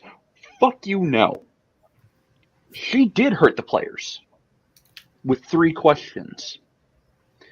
If the players answer incorrectly or not close enough to the answer she's looking for, or to the good answer, they take damage. A lot of it. The final question could potentially put them unconscious for weeks. That is how angry she is at the whole situation. So, and I really enjoyed actually using a good aligned deity as an adversary in roleplay against the players. Now, that's something else. We can probably get into a topic at a later time of how do you use, these deific beings. It's either adversaries or as benefactors. So that can be another topic at another time. But I really liked the writing of Wrath of the Righteous. I did not like the power scaling of Wrath of the Righteous, unfortunately. But the use of cults was very interesting and to me very intriguing. Oh yeah, I thought that was really, really cool. That was definitely one of the better parts about that module. So, sorry, I feel like I've rambled a bit. It's okay because I shill for a specific campaign setting, and I have no apologies about it. I love that campaign setting. As I get deeper into Salt and Wounds, I will be talking more about that, and that's probably something that Kai will ask me for a copy of because it was a high seas endeavor. Anyway, I'm just saying that yard matey. Yo ho, all together. Look, I mean, All you're right. not hiding it, so. after the move, it's going to be more centrally located, hopefully. I still don't believe it. What? The move? So we've No, been going it'll on still an be hour and it'll a half. still be off center. Oh yeah, it has to be. We've been going on an hour and a half about guilds and now starting into cults. Is there anything anyone would like to add on these topics? I gotta say that there's a book by Midgard Press, or Kobold Press. They do the Midgard campaign series, and the book is about cults. It's basically a book of mini dungeons that you can send your player characters into and have them go raid and pilfer. But how you do it is going to be the main draw for your campaign. I prefer whenever you have your players involved with a cult, if it's D&D, they have a few scenarios where they have to defend their dungeon or their lair. I want the players to be in a reverse role where the good guys are coming and we have to defend the dungeon heart, for those of you that are Dungeon Master fans. Dungeon Master being a or Dungeon Keeper, excuse me, being one of my favorite D&D themed RPGs or RTSs from the 1990s. See, I was thinking of that little bald dude on the cartoons for a second. I'm like, wait, what? No, not him. No. Always let your players at that point just design themselves into the best trap that they can kill themselves with. I love. Oh, yeah. I love that. No, I had a player who decided to design his own little cult, his secret bolt hole that was going to get himself away from trouble, and he rigged the entire dungeon up so that way it would shoot lightning at anyone who thought hostile thoughts about him. So therefore, God. unfortunately, he tripped down a staircase and said, "God damn it! Why did I put a staircase?" I'm like, "Remember what you wrote down? That was the key phrase." He goes, "Yeah, you thought bad thoughts. Yeah, about yourself. Oh no!" And then he Yep. was evaporated by all his own lightning bolt generators. And I'm like, "And no one's going to get your body. You're going to be forgotten as an ash pile at the bottom of a staircase." And he goes, "I deserve that." You know, I saw where that was going. Yep. yeah. I think the concept of, I know this is still kind of going with what Bruce says, where you have to defend your own lair or so forth and so on. I think it's an interesting concept. I love it when I'm in a party or I'm running a campaign and the people's like, "No, we'll leave it here and we'll come back for it."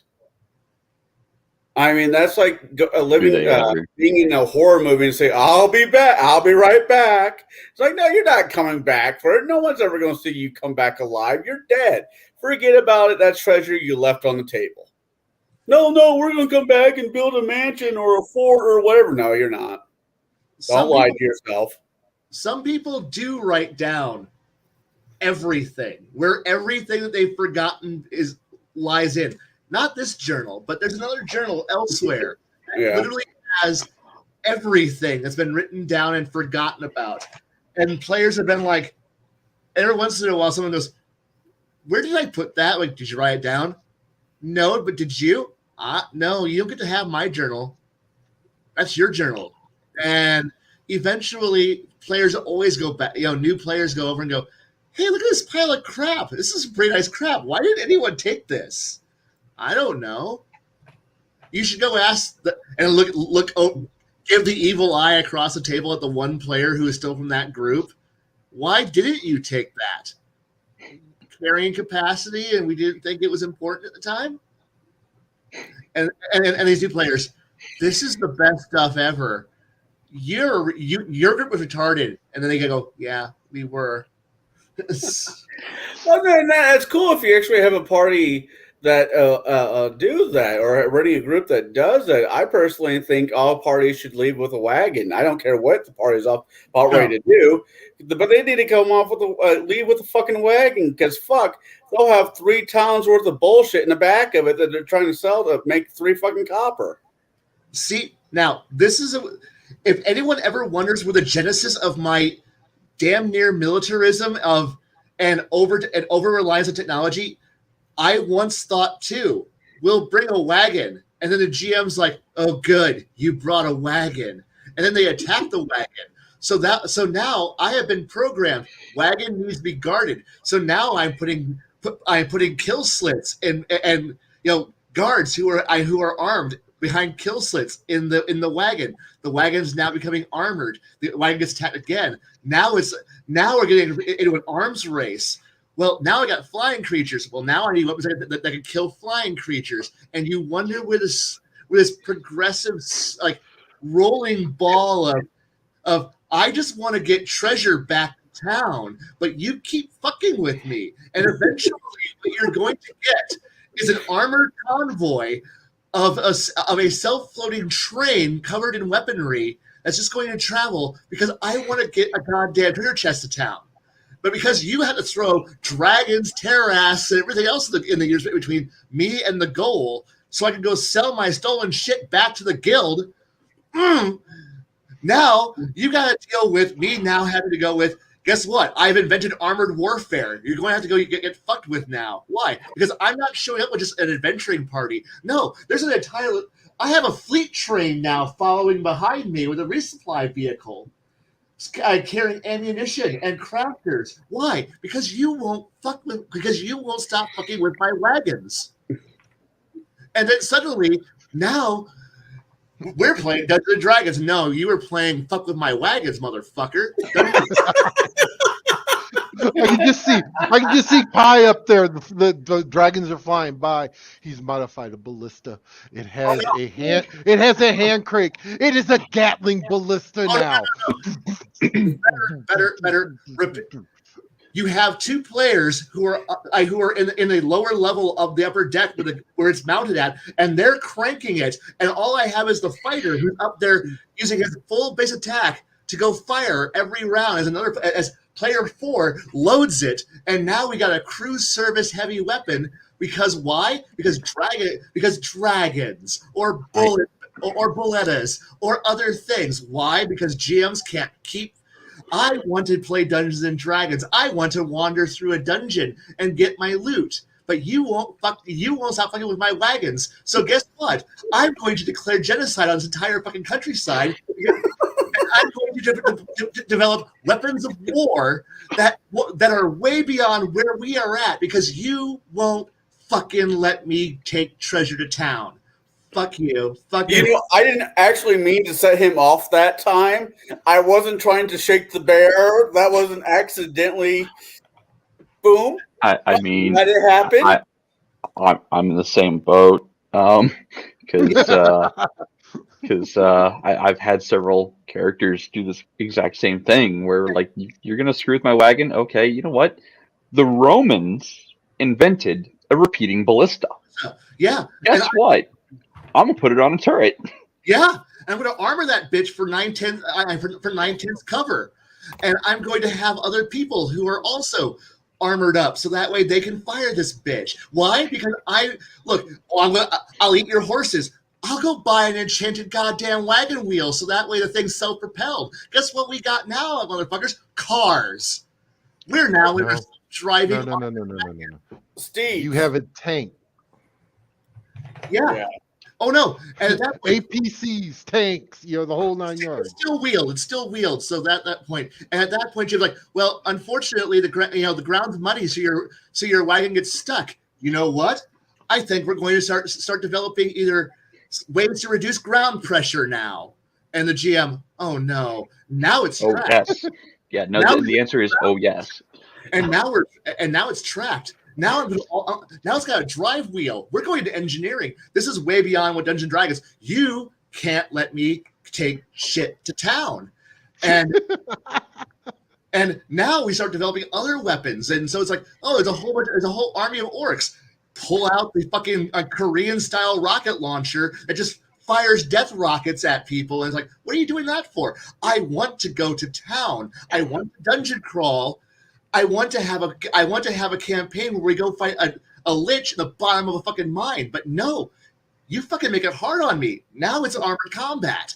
And this is the origin. This is, if you want to get down to the core of why my worlds are actually steampunk, technocratic, horrible things, because adventurers got tired of being beaten up trying to get back to town. And then every once in a while a general goes, wow, that was a pretty cool idea. This armored wagon thing was covered in steel and plates and spikes and contact detonators and turret heavy weapons. Why don't we just do this for everybody? And suddenly you're like, well, we didn't intend to create modern armored warfare, but necessity is the mother of Only invention. here, ladies and gentlemen, do you get a chance to actually have Kai get his ripcord pulled. And I'm recommending you, if you're ever feeling depressed, you just come back to these streams and listen to Kai just go on a tear. Just let him just get fucking ripped, and then just exhaust those ideas, because these things make God smile. And then the GM throws a purple worm at you.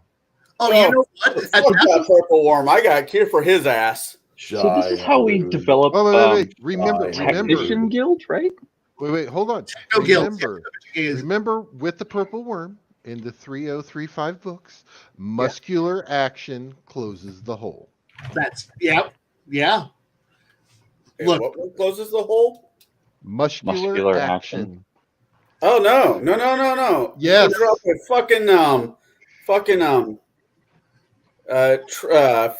token of tree down his fucking gullet. oh no, you'll start seeing my players. If I have purple worms, you might start seeing, we're rolling barrels with timers on them out the fucking back of the thing, like depth charges. Oh God! I mean, I may or may not have had a monk rogue who would take Qual's feather tokens of anvil, iron, or boats and slip it into people's mouth and then punch them in the face to get the token to break. Yeah. I mean, it's like one of my players, he just proposed it to me, and it's a weapon. I go, never use this, and I love it, but it will literally be something that he goes, it's meant to kill scryan dyers, and it's like, what? And I'm like, when he's like, I won't go into it, but it pretty much is just going to approach, teleport in and just spring launch explosives out around it, and he's like, why are you doing this? Because I want to kill people without having to go into the room. So I launch these devices out there, and they just go take care of it after, and I stay outside. I'm like, you're horrible. Give me a price tag on I start working out the actual price tag. He goes, and then I'll work on this thing. And we're working on this. Why? Because a long time ago, some asshole decided to eat my horse who's pulling my wagon. And now here we are, 20-something years later, me going, look, unless you're ready to, unless you have a quad-barreled, rapid-fired ballista bolt firing device that's designed to kill wyverns, you ain't trying. I'm like, but we're adventurers. We have swords. Yeah, but you get loot, and GMs hate loot. So you must guard your loot like it's the most valuable thing in the universe. So you can go spend it in town. But GMs don't want you to have money. Make sure that, like, if the GM's going to steal your stuff, make sure he has to pay the highest price to steal it. Bleed the GM dry. His will to live. yeah, but then that's how you get GMs to just go, fuck it, I'm done. And then they walk away. And no, that's when you get the GMs. And Dragons, that's right there. That's how you get a GM that says, you know what, screw this, and all of a sudden there's a guy over there with this rod, and he's summoning like 5 or 6, pit fiends, and then you're like, oh, kill, and then you get like, and you know what? It's war. At this point, it's fucking war. And look, all I wanted to do was take my shit back to town to sell it again and fucking drunk. All I wanted to get drunk and get laid. How hard is that? My character wants to go back home, get paid, go to the tavern, get some booze, and get laid. That's all. But you had to step into it and drop the toaster of fuck. An 18-year-old me, 20-something years ago, was that dweeb who was like, all I want is that. And that could have been me had a good GM existed and not been a dick. But unfortunately, dumb GMs, multiple of them, were dicks a long time ago. And now here I am at 43 years old going, if you are not going out of town in an armored convoy with guards, perimeter patrols, and everything else to just guard your own fucking shit, you ain't trying. It's that fucking simple. Wow, this topic of tonight has gone a different way. Well, and then you have the cults that come out and are trying to attack you. See, I'm bringing it up. And then they start drawing. They start dropping colossal G cubes on you. And you know what? At that point, if the cults are now getting involved, now we got something to point our anger at. Now, because they're trying to fuck with my loot, guess what? They're now number 1 targets. I don't need to have and that is how you use cults. Yes, and guilds, because the guilds want their cut. But aren't you afraid of the chaos gods they're trying to worship? No, they fucked with my wagon. I'm now gonna blow up the entire fucking town. I mean, isn't that pretty much every party's Every excuse? party.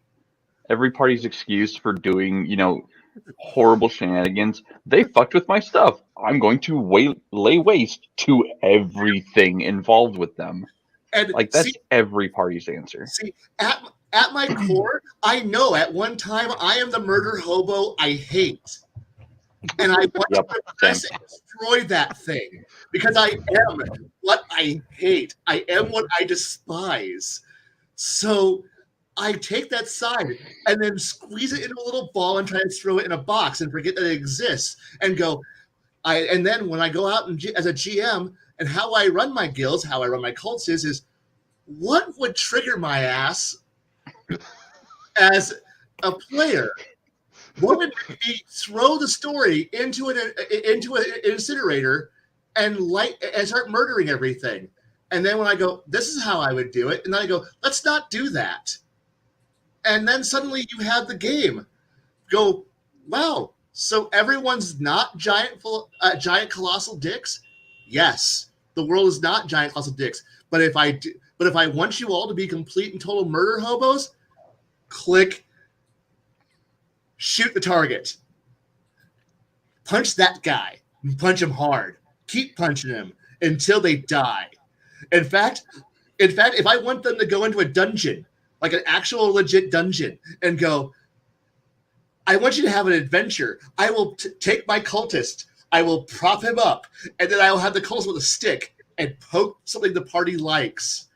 And they're like, I'm a bad evil cultist. There's more to it that, but translate to I'm a bad evil cultist. I'm trying to ruin your stuff. And then suddenly everyone else fucking kill that motherfucker. Because I've been there. I know what sets players off.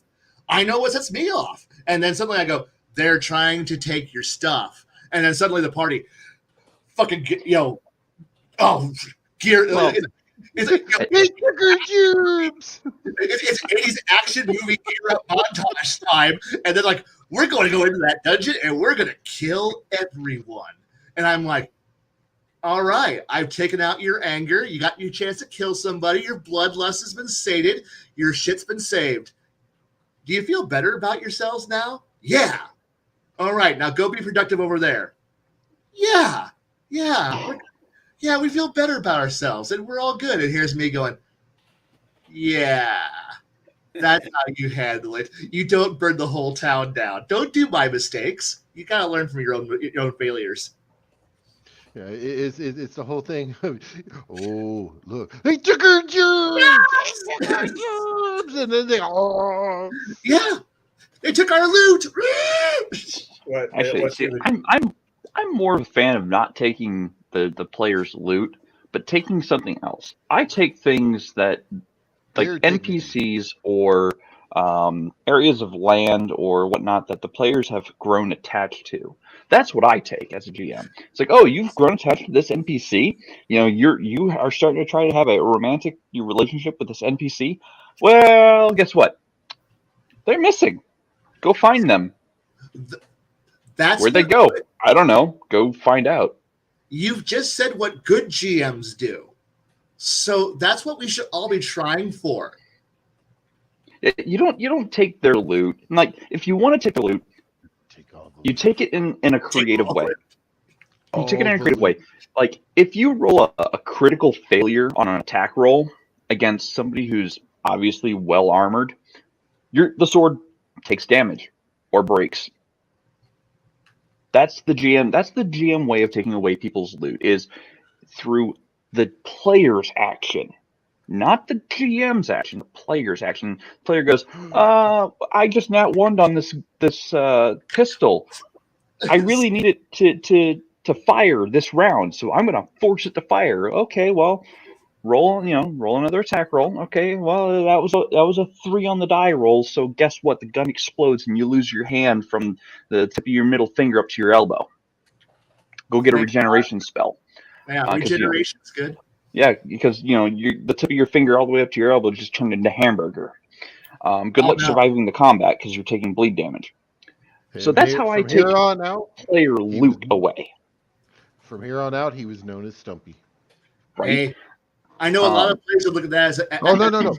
no! I would be happy about that. I'm like, Oh, I get a gut. this group here might be happy about that kind of scenario, but I've known players who get so ungodly upset that their character has gotten a scar. Or die. I was in that Well, camp. no, not even died, just a scar. Like they may have lost No. a digit. This was early days as I was hanging out. A metal And head. a DM killed their character. The guy literally threw all his shit in his bag and left. Never came Yeah. back. I've seen that. And this I've was seen like, that happen. it's like, are you fucking kidding me? It's I've never understood how people But get so- that. But I mean that's something we GMs do is yes, you can take loot away from the party. Be creative about it. Don't take it by show of force with an enemy. Or if you are going to take it by show of force with an enemy, make it a villain. Make it like a supreme villain, a leader of a cult. Make it like the cult. Let's say the party has gotten this artifact or this thing that they don't know what it does. The cult comes in to take it from them. Now the party has a vested interest in stopping the cult. Why? Because the cult wanted something of theirs specifically. They got it. They want the money for it. It's their finder's fee. The cult goes, hey, we want that, and we're gonna take it from you because you can't stop us. The fuck you say? Yes, we can, says the party, and they do typically, not always, typically. So that you can do that as GM. I want to It's hear not that. always recommended. I want to hear that story another time. I do.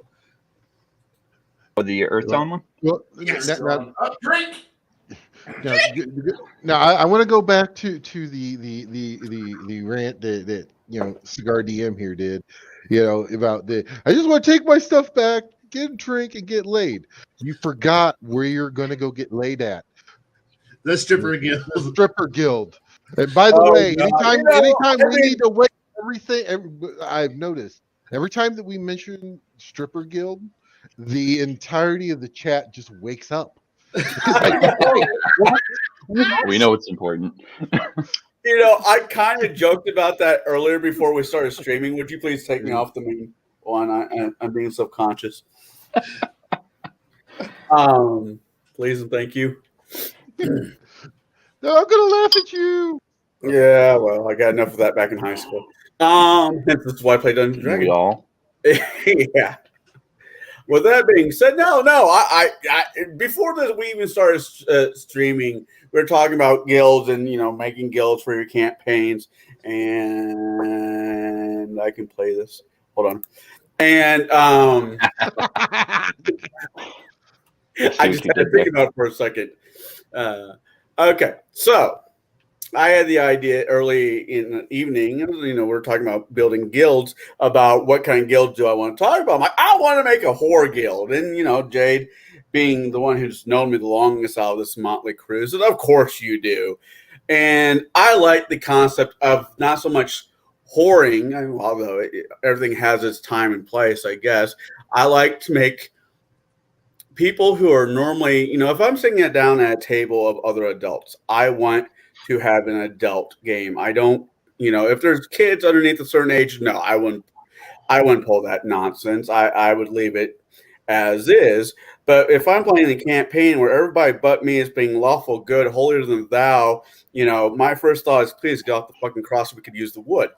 But, so I want to bring in, as this, like, I want to have a guild with stripper whores. I want to do a brothel, or I want to do a merchant that sells cigars, or a merchant that runs a bar, whatever. Just because, I know fantasy is fantasy, but there should also always be a touch of reality in it. A lot of civilizations, a lot of areas were able to survive hard times because of whorehouses, because whorehouses brought in income, which brought income into the towns. And yeah, I know what I'm doing.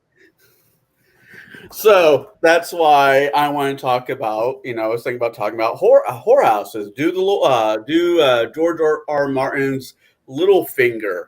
You know, when he was the master of coin, he ran 3-4 different brothels that kept the kingdom going.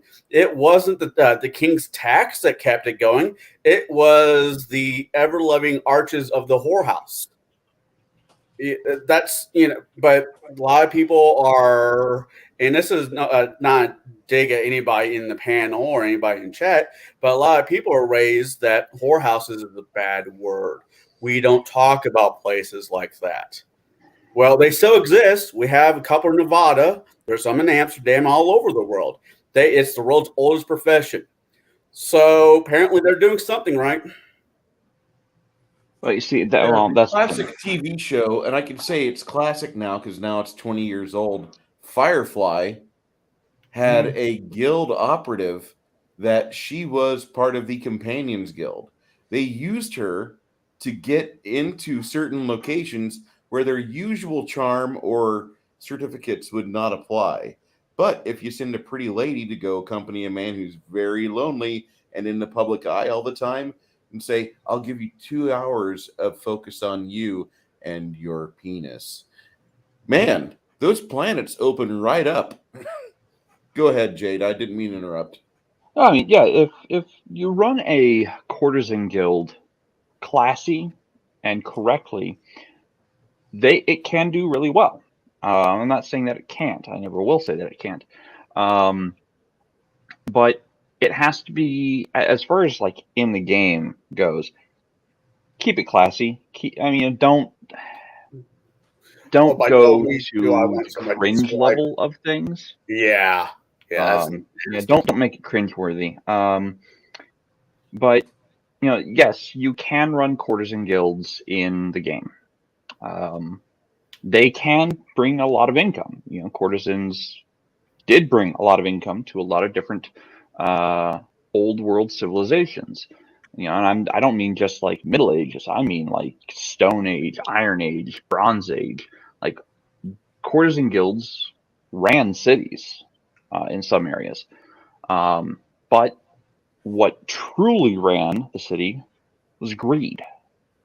And, well, unfortunately, I'm going to drop a spoiler here.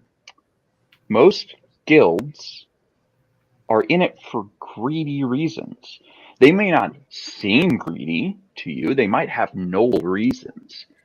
But when it comes down to it, it comes down to coin.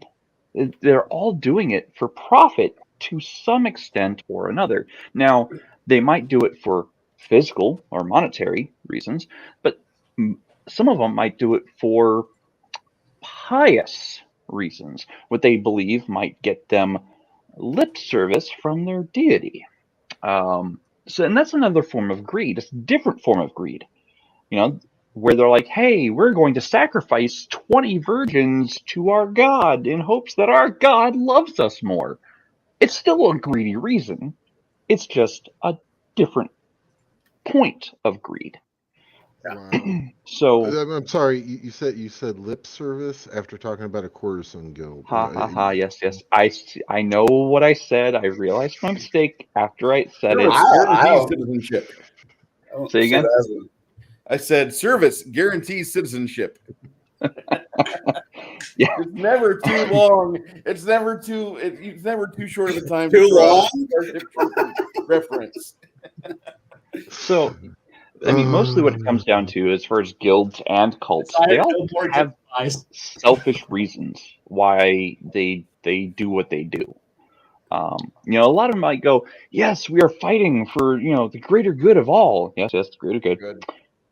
But truly what they're doing is they're fulfilling their own goals ahead of any of their guild members.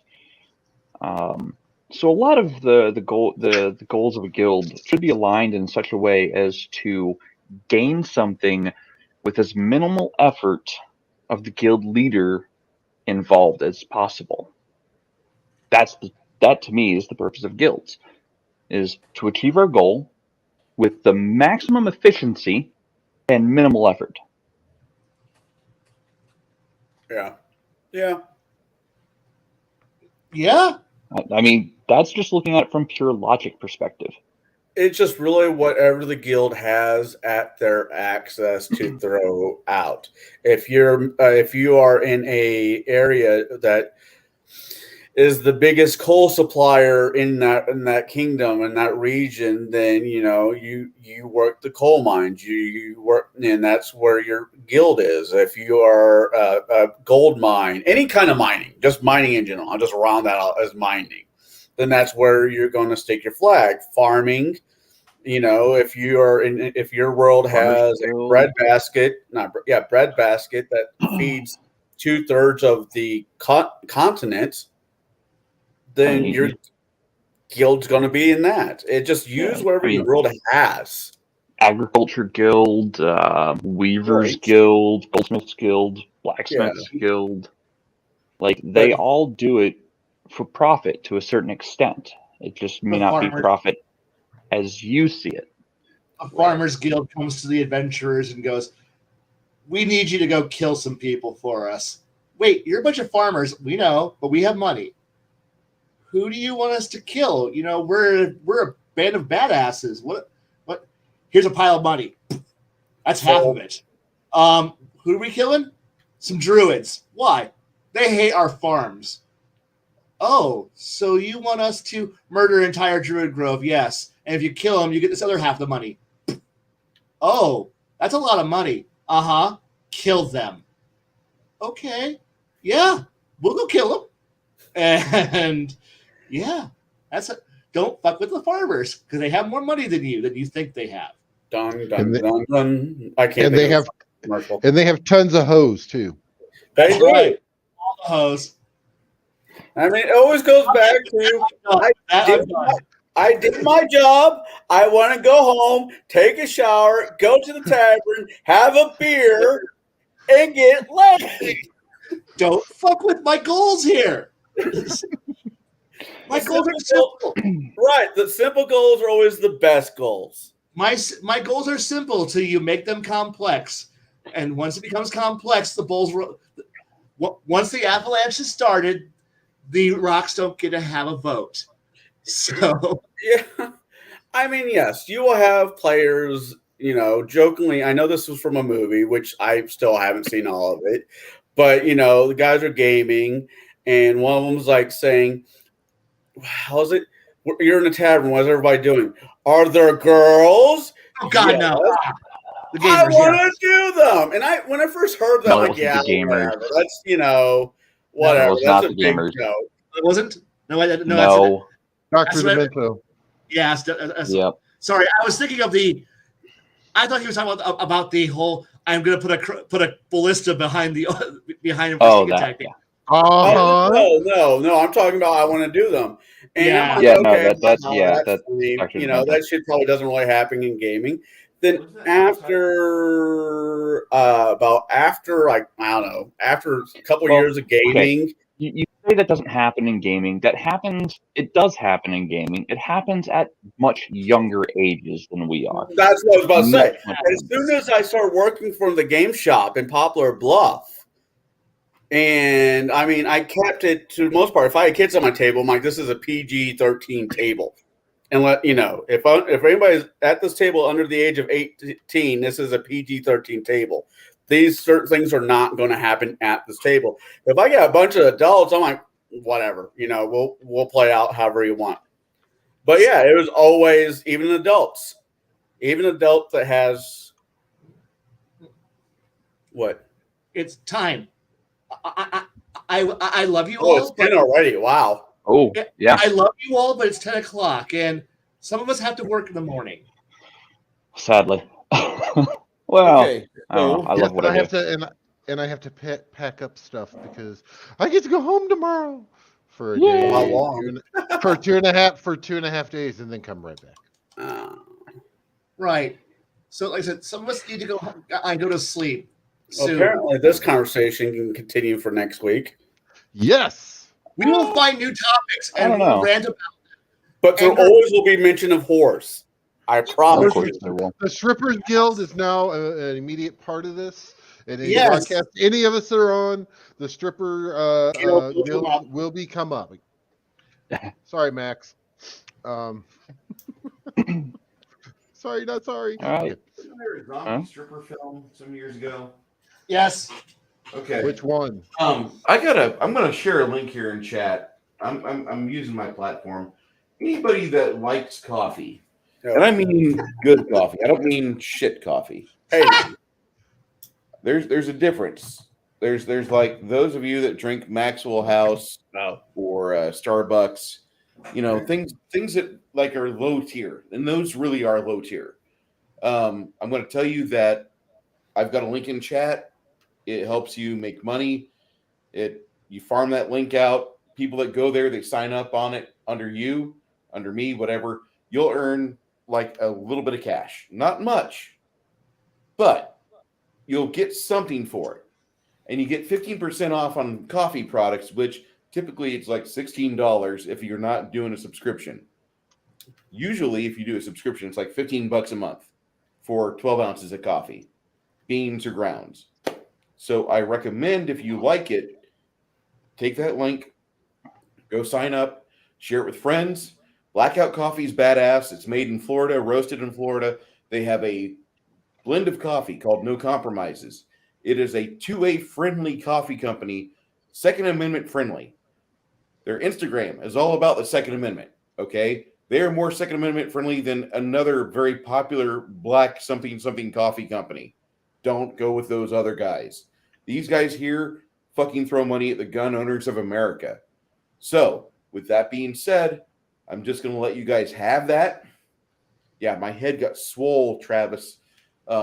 I'm trying to drop weight, but it's not working well. Too much good food. I will talk to you guys. My name is Bruce, and I'm going to let everybody in the panel go about. Jade, what exactly are you going to be doing for the next 7 days while we're waiting for our next exciting show for TableBreakers? Okay, so I have finally put some thought into it. I am going to make a YouTube channel. I've been thinking up my first 20, 30 episodes, or 20, 30 videos. The problem is I have to conceptualize what they are about, and then I have to script them, because I'm not going to go off the cuff on everything. When I say script, I don't mean like fully written, every single word has to be scripted. No. Bullet points. I need bullet points, because if I don't have bullet points, I'm just all over the damn place. It's just the nature of me. So yes, I am going to be making a YouTube channel. The first 2 videos that come out is going to be introduction to the channel, and probably episode 1 will likely be what is mastering the game. Don't know when I'm going to put it out, but I will do it. Okay. Kai, I know you're busy. I know you're probably not going to generate content, but for 7 days, what's the gray matter going to whirl about on? Because your fucking rants are clipped and they are saved and they're farmed out to other men and women with similar interests, and they think that you are some sort of deific influence upon them. You're muted. I am. Oh, you No. were. I thought No, you I weren't. couldn't hear you. I'm just mouthing, just so that way I could go, no. No, the next 7 days is going to be move more furniture, get new furniture delivered and installed, work, and contemplate how I'm going to murder everybody with bugs. Yes, that's what I'm going to be planning on. Worm that walks. Oh, excuse me. What was that? Worm that walks. Excuse me. I was more thinking giant tool-using arachnids that want to devour everybody and eat children. That's kind of what I was shooting for. But sure, We got bugs, Mr. Rico. no. I just want intelligent tool-using, weapon-using bugs that are all out to eat you, and then blow themselves up on you in melee. Wait, will any of them sound like? They are all silent and telepathic. Oh, okay. I was thinking that Ants movie with what's his name, the Jewish actor in it for half a second. You know, And they're a soulless, uncaring horde that I need to work out all the rules on how I'm going to, for psychic shock and how the hives work. But that's what I'm working on in my free time. Might I recommend a book series? Go ahead.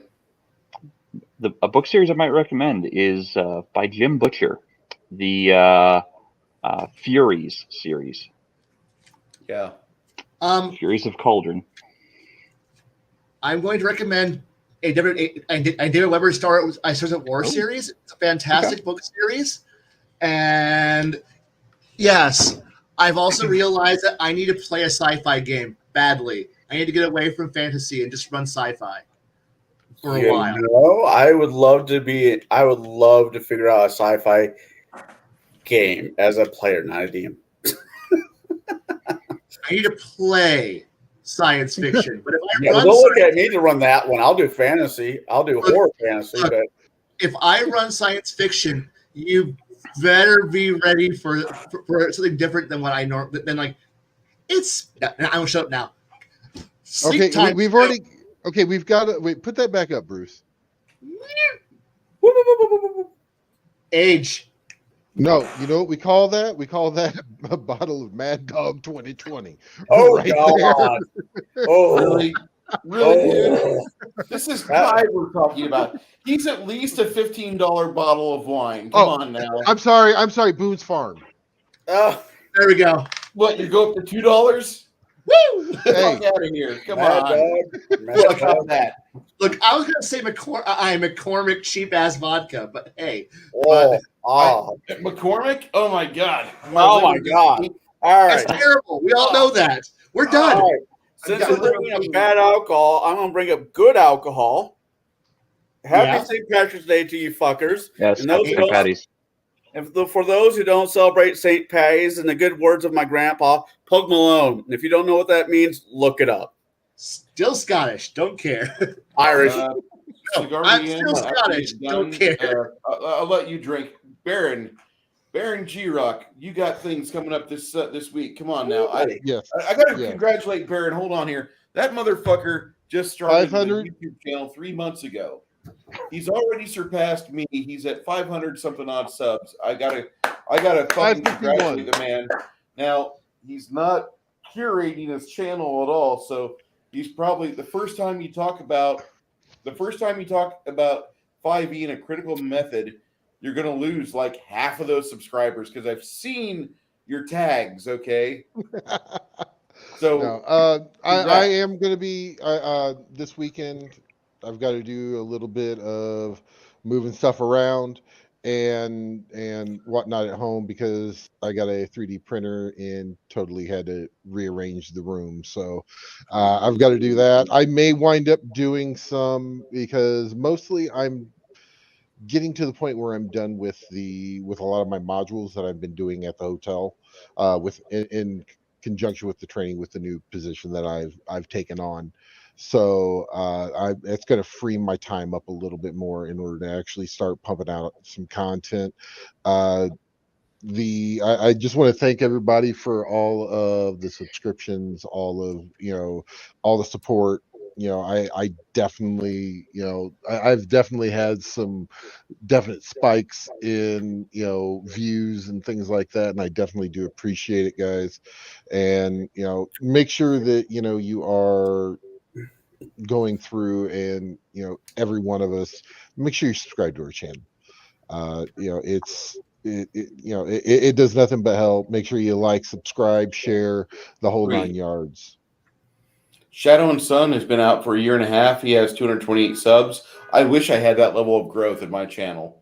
I even have not had that on my channel this past year that I've been doing it hard, supposedly. But he's got a great growth. Go ahead. I think I was about to about well. We got a lot of guys in chat and a lot of guys in our periphery that are hanging out with T-Shirt Historian and Legion of Myth, and those guys are seeing some growth finally. I do want to see more involvement with the gatekeepers, but I can't control things, and I know whenever I host a gatekeepers, I don't get all the subs, or I don't get all the views, and that's fine. The topics I choose for gatekeepers are typically incendiary for a reason. I'm trying to keep the people that I don't want in a hobby out. And I know that sounds wrong, but you have to have I need these guys to get their grandkids in and to get their grandkids' friends in the game and figure out which ones of you are going to talk about things that are talk about player retention, get people involved, start doing legacy games, start having good fucking discussions about a campaign that happened 6 months ago. Remember that time that we were dangling off the side of a rope bridge and that monk came along and almost killed us both? And you all of a sudden you have this memory of 2 hours of you and a friend frantically trying to not have your die roll low because your every toss of the bones is failure.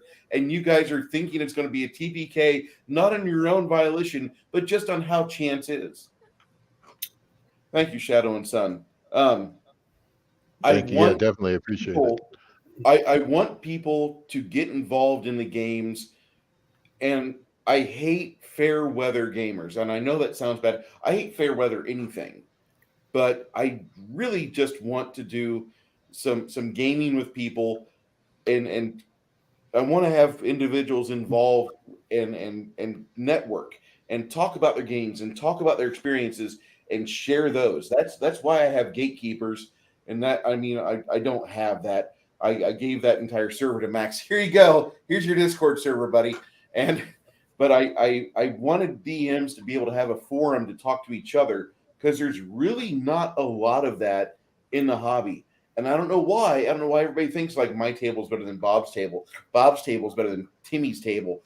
No, you guys talk to each other, network, figure out where you are having problems. If you run the same system, what subsystems do you vouch for? Do you say work for you? How do you work around this bottleneck over here? What works for you for this version of the game? How many people do you sit at the table to where you have an effective table? Yeah, Travis. Not 11. Nice kind of guy. Yeah, I shit on a lot of things, and that happens. But I will be honest.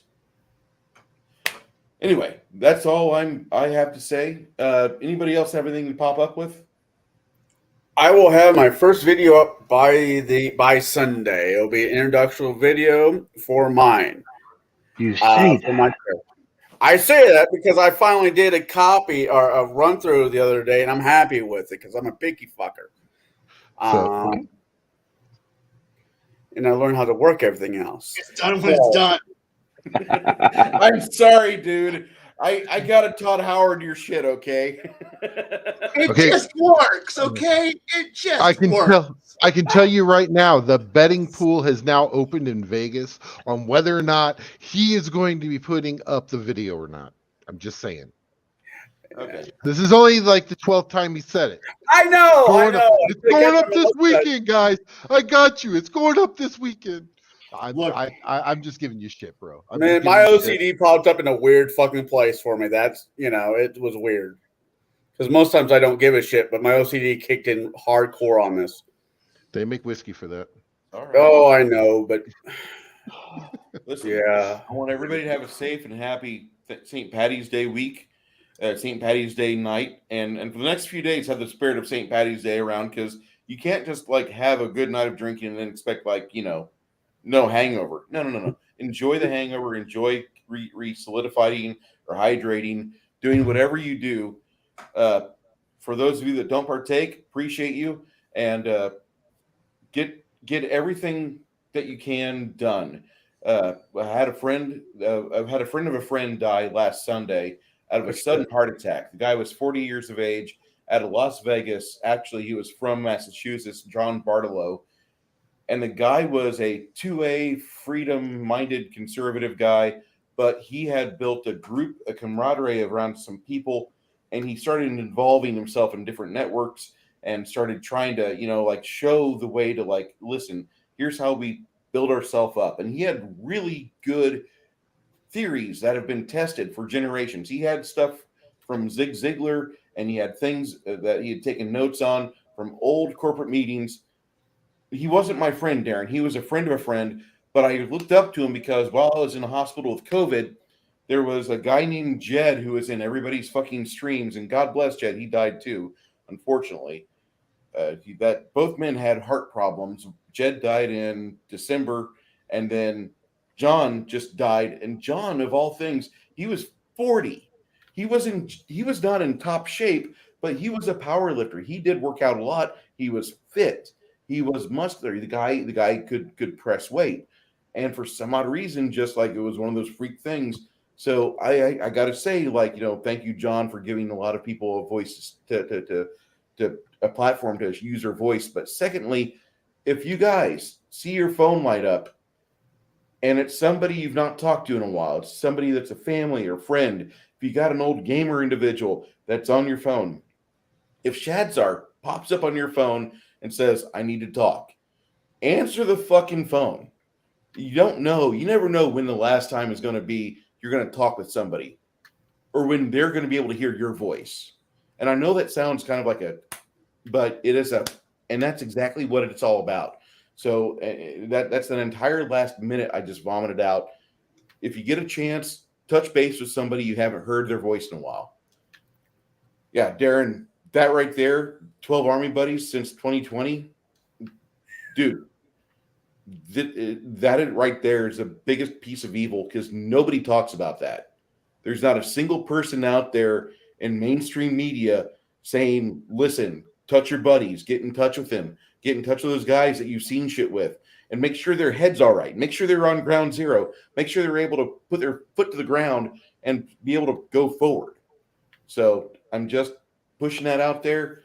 Everybody in the chat, appreciate you being here. We had 14 people at one point, and I got to thank Mike for giving us the format and just going that round robin. That's how I want to see it work. Our next week's Terrence Pop is all over that. He's not mainstream, but yeah, I understand. Terrence is amazing. Everyone, I will talk to you later. My panel, if you guys would please say goodbye to the chat. Night, everybody. Good night.